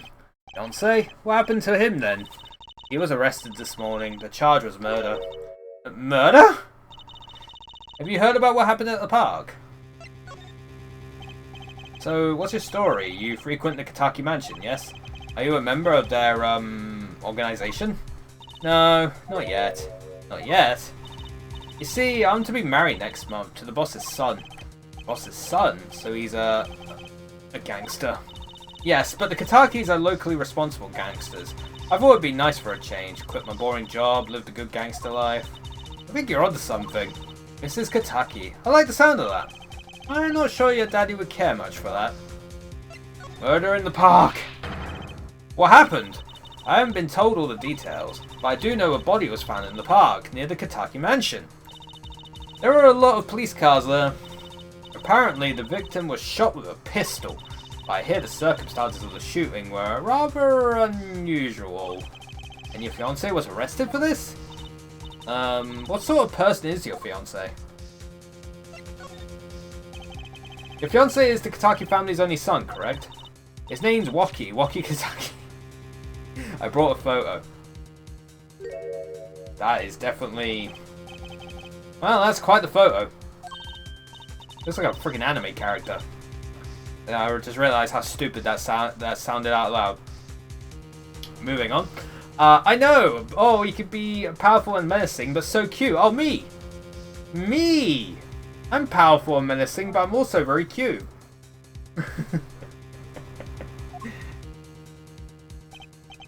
But if he's the boss's only son, yes, I'm sure he'll take his father's place someday. Say, I'm a boss already of this agency. Please help my Waki, please.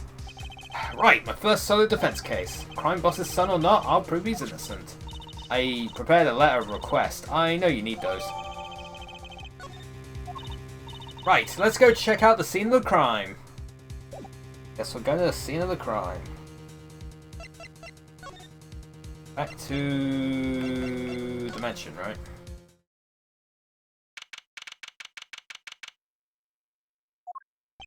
That detective's still there. Dude, she's the same person from the very first game in that bonus thing that...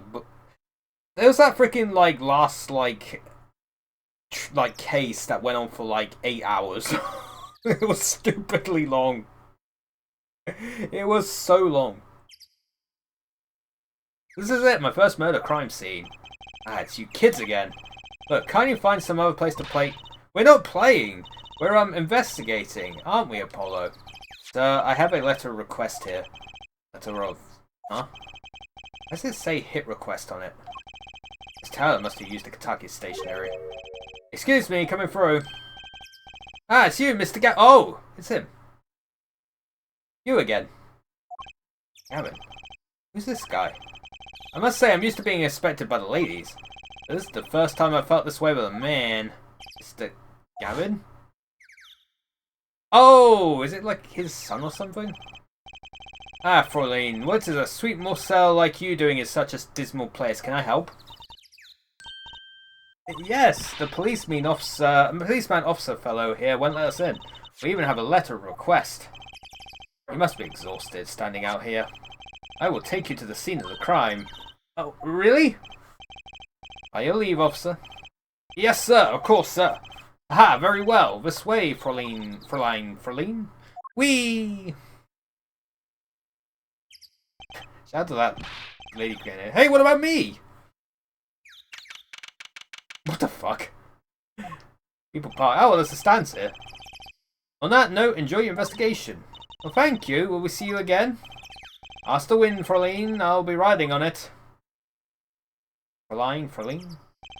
I'm probably pronouncing it wrong. Who was that? Eek! Apollo, look! A corpse! What? Hey, it's just a mannequin. Wow, it sure got me. May I ask exactly what it is you're doing here? Oh, it's you. How did you kids get in here? Oh, this guy. Well, he was more like a prince, really. He let us in. Again. A glamorous fop always getting in my way. Anyway, the scene is off limits. Excuse me, we have a letter of request. One moment. Why is she holding that big magnifying glass?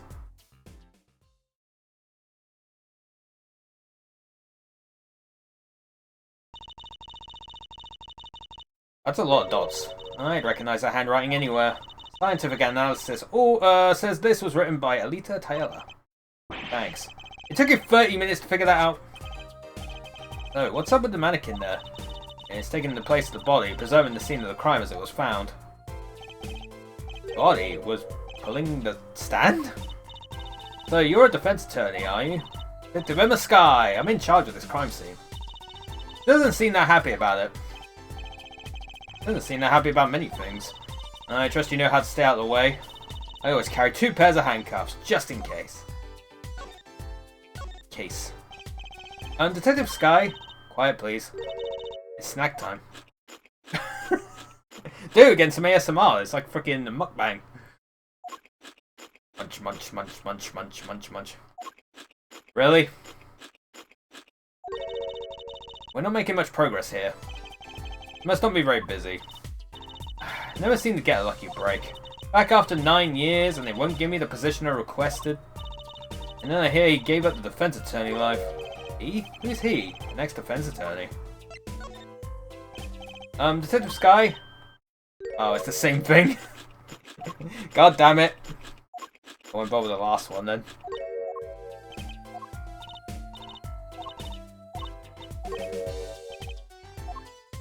I'm not gonna bother with the defender because it's probably gonna be the same shit. I'm just gonna examine the noodle stand. Hey there, no messing with the crime scene. But we need to investigate. Apollo, look, that stand. Says Aldoon. Noticed. Well, we've solved the case of the missing stand at least. But the circumstances could stand to be better. Hey there, no messing with the crime scene, but we need to investigate. Investigations are to be carried out by professionals, scientifically. Not gonna let us check out the crime scene, is she? Hey, Apollo. A very unscientific analysis tells me something here is very suspicious. I think I know what you mean. It's kinda hard not to notice. I better check out what we came here to find at least. Oh, I've done that.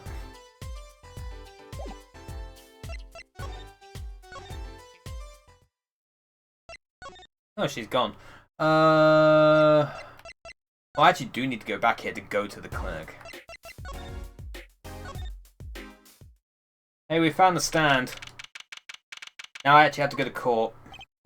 Ah, you're back. Run into some problems? Oh, Polly, didn't you want to tell Daddy something? Who, me? No, I'm fine, really. What's this? So there is a problem. No, no problem. Actually, I got a defense request. A defense request? That is a problem. Huh? I've given up the court. I'm not a lawyer anymore. The request was from me! Oh, right. You're a lawyer, aren't you? He's doing that on purpose. I know it. So, what about this defense request? It's related to the murder in People Park, actually. Guess what? We found Mr. Elder's noodle stand at the scene of the crime. Did you now? That's unusual indeed. Never heard of a noodle stand being used as a murder weapon. I think the murder weapon was something else. You mean you don't know what the murder weapon was? That funny detective lady won't let us in on the scene. What kind of detective wears a lab coat anyway? A lab coat? Didn't think she'd be involved with this. You know her? You could say that. So, you know her, don't you? I met her on a case. This was about 10 years ago. She was still a high school student at the time. That would make her about the same age as me. That's my daddy. He knows all the police types. Oh, wait. Maybe you know that other guy too. That other guy? That shining prince on the motorcycle? Prince? Apollo, tell me about this Prince of Trucies. Indulge your concerned father. He was at the crime scene. He looked just like Mr. Gavin. Did he now? You know him? I guess he's Christoph Gavin's younger brother. Oh, brother. Of course they're related. His brother? We're acquaintances after a fashion. Flavia Gavin, rock and roll god incarnate. Flavia, what a lovely name. He's so dreamy. I didn't know Mr. Gavin had a brother. And what was he doing out there? I'm feeling he'll be crossing paths again soon. Now, what was the problem again? Having trouble investigating the crime scene in the park? Yeah, that detective woman won't let us. Go to the office. Under the silk top hat, you'll find a bottle of white powder. Try taking that to this detective. Powder? Hope it's not what I think it is. Just take it to her. It'll be fine. You'll see. Oh, and tell her I said hi. Well, I'm guessing we're taking frickin' powder. Ay, ay, ay. Why does he have, like, fucking Phoenix is freaking Yoda? He really is. This was the silk top hat Mr. Wright mentioned. Let's take a closer look. Huh? Whoa, you know what this is, Trucy? I remember finding some in Daddy's dresser when I was little. I thought it was sugar, so I licked it. He got mad at me. This is getting more and more suspicious. It's actually cocaine! Well, that detective, she's sure to know what that white powder is. I mean, I know exactly what it is. It's still like... It's that freaking mechanic from the first game. That they never used again, by the way.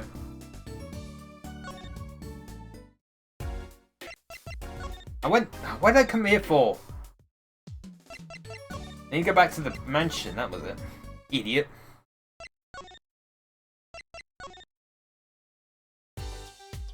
Ay, ay, ay. Present the white powder! Probably, yeah. Does this ring any bells? Ah! Is that... You couldn't? Where'd you get that? I bought it from the office. You work at the Wright & Co. law offices, yes? Yeah, sort of. Detective Sky! How do you know my daddy? The daddy? I'm sorry, who did you say you were? Trucy Wright, Phoenix Wright's daughter. What? Mr. Wright has a daughter? You seem shocked. Well, if you're Mr. Wright's daughter and you're his apprentice, then I'm available to help you in any way I can. Oh, thanks. You can start by not calling me Mr. Wright's apprentice. This powder is used for detecting fingerprints. Fingerprints? I guess you might call it a memento from the time I spent with Mr. Wright. Powder memories. If you find any evidence with fingerprints on it, please let me know. Or dust footprints. Well, she's quite the eager beaver all of a sudden. Well, there we go.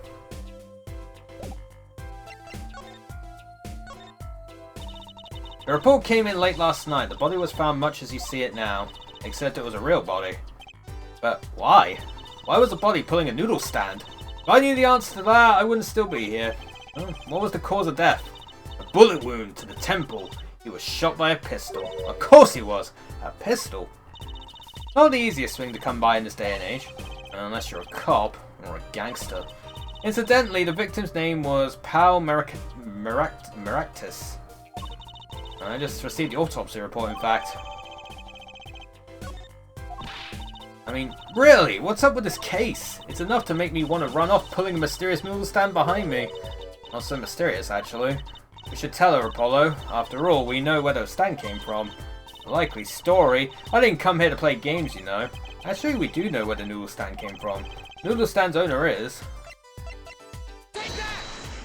him. Noodle backwards. Who's the old guy? This is the proprietor of Eldoon's Noodles, Mr. Eldoon himself. He's famous in this part of town. Oh, not bad. I guess Mr. Wright picked the right kids for the job. That saved me a lot of work. Thanks. Hell yeah. What sort of person was the victim, anyway? You mean what did he do? He was a doctor. Doctor? I'm starting to see a connection here. A victim. Can you tell us a bit more about the victim? Well, let's see. He's a physician at a clinic in the area. Quite well off too, from the sound of it. The clinic's name is the Maractus Clinic. Maybe that's why the cop car was parked there? What? You've been to the clinic? Yeah, though on a related issue. I told the detective about the case of the stolen noodle stand. I see. That means Dr. Maractus stole the stand and pulled it all the way here? That would seem to be the case. But why? Don't ask me! Your story.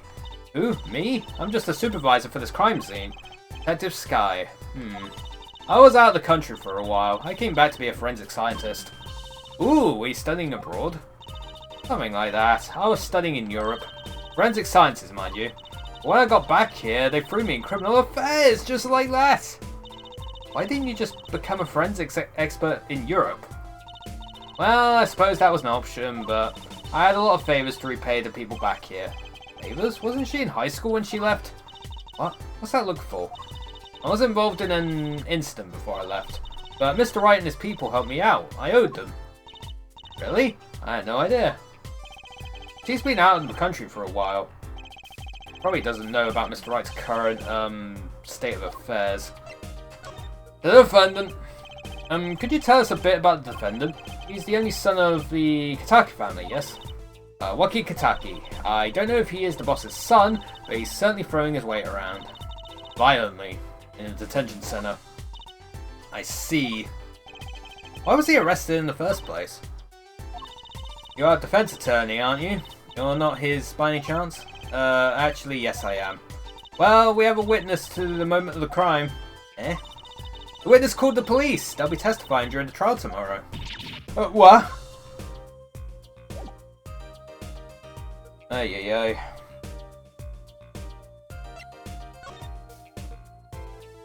What we got here? Salt! Oh, what the hell is this? It's a knife. A shiv to be precise. Ooh, lingo. Duolingo. The defendant, Waki Kitaki, is the son of known gangsters. The police are assuming this belongs to him. Wait, but wasn't the murder weapon a pistol? Huh? Look at this. There's a handprint on this shiv. A handprint? Then there might be a fingerprint. Let's investigate. Dude, do I get to use the dusting mechanic again? Right, first choose the fingerprint you want to examine. Use a fingerprint. Look closely at the handle. See, there's no more than one fingerprint there. Oh, more than one fingerprint. There's black spots. That's right, pick the one you want to analyze. Either that one, wouldn't it? I can't even pick any of the other ones. Right, let's get detecting. Wow, she's practically glowing with excitement. First, sprinkle some aluminium powder over the print. Fuck you, I'm saying aluminium. With a press of A, like this, see? The oil left by the print absorbs the aluminium powder, so you just dust it on and blow it off. Blow? It's like whistling. You know how to whistle, don't you? Just use Y and... Wow, amazing! It's like magic. Isn't it, though? Right, let's give it a shot. Incidentally, it's important that you cover the entire fingerprint with the powder.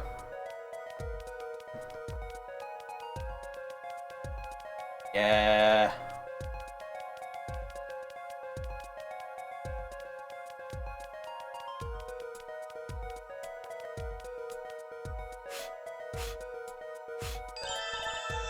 Good, clear, quite impressive. Next, to match the print, the police officer samples so you can tell whose finger this print belongs to. That doesn't sound like as much fun as actually finding the print.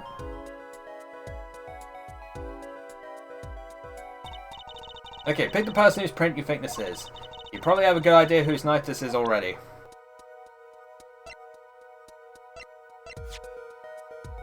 No. It's his! No. I'm going to assume it's yours. Yes, it is.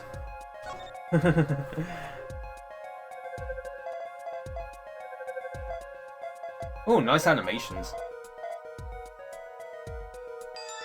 Match round. So the fingerprints do belong to the defendant. Yes, isn't it amazing? Ah, the power of science. It's my life. Apollo, she's sparkling. And I'm dimming. Look sharp, spirits up. The real fight is yet to come. Chin up, Polly. Trial hasn't even started and I'm already losing. That's a fucking... That's definitely a thing.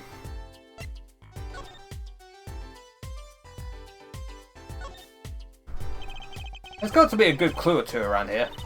You and your trash cans. Go ahead, knock yourself out. Please, can't you see I'm doing my... Huh? Look! Another pair of... underwear? Wow, Apollo, you're a genius at finding panties. Stop saying that. Wait, these aren't... They're not mine.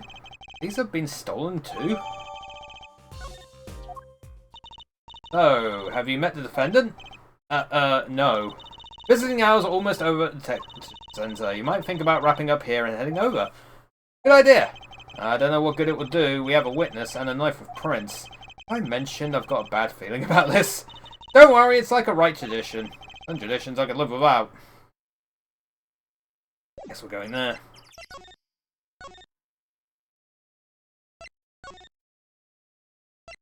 I guess here, and then go to the detention center from here? Yep. This is all too familiar. I'm sorry, meeting hours for the day are all done, but we still have 3 minutes! I'll put in your request, but don't expect anything. The father's talking in the private room with him. The father? You mean like a priest? I mean the suspect's father, Mr. Winfred Big Wins Kataki himself. Or someone I care to meet. Die, you. You're the one on your way out, you old... Ah, they're here. Oh my god. I love the foxing, I love it. Dude, I love the foxing on his like apron or what it is. Hell yeah, dude. Whoa, this guy radiates power. Power with a cute apron? You Waki's lawyer? Yes, sir. Well, I'm Big Wins Kataki, 4th head of the Kataki family. Capiche? Actually, I came to speak to your son, Mr. Justice. Yes? My son's innocent. He killed no one. If he were found guilty, it wouldn't be good. Capiche? Yes, I'm all about capiching. Capiche loud and clear. You gotta do more than just understand to make it. You'll learn, though. Even if the lesson comes at the end of your short life. I don't feel so good. What's the big idea, old man? You can't treat me like a kid no more, not now. You know, I wanted to go to the Clink. I like it here. You must be Waki. A G's not a G till he does hard time. Bazooey! You'll see, when I get out of here, things will change. Silence! My apologies, Mr. Justice. He's usually such a nice boy. Forgive me if I have a hard time believing that. Ha! You can't take me under your wing this time, old man. You heard me? I don't need no trial. I did it. I think that's enough for today, Mr. Justice. Don't let me down tomorrow.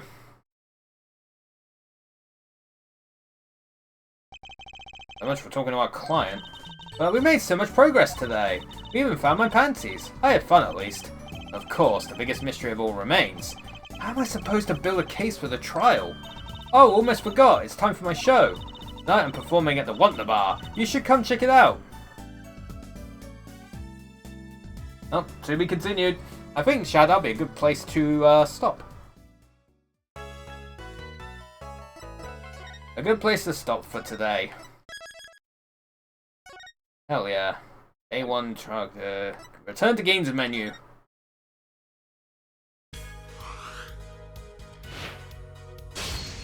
Kind of wild. Oh yeah. We only got 2 achievers today, did we? Lame. Then again, I'm not too surprised. But yeah, chat, that is part 1 of a playthrough for Apollo Justice Ace Attorney. Hopefully you all enjoyed it. I'm enjoying it so far. That first freaking case, for being a tutorial case, was fucking wild. It was crazy how wild that was. I'm looking forward to playing more of it. We'll be playing more of it next Tuesday. That's the 6th of January. Before then, next stream is tomorrow, chat. We got Jackbox again. Our first Jackbox of the new year. 2026. We love to see it.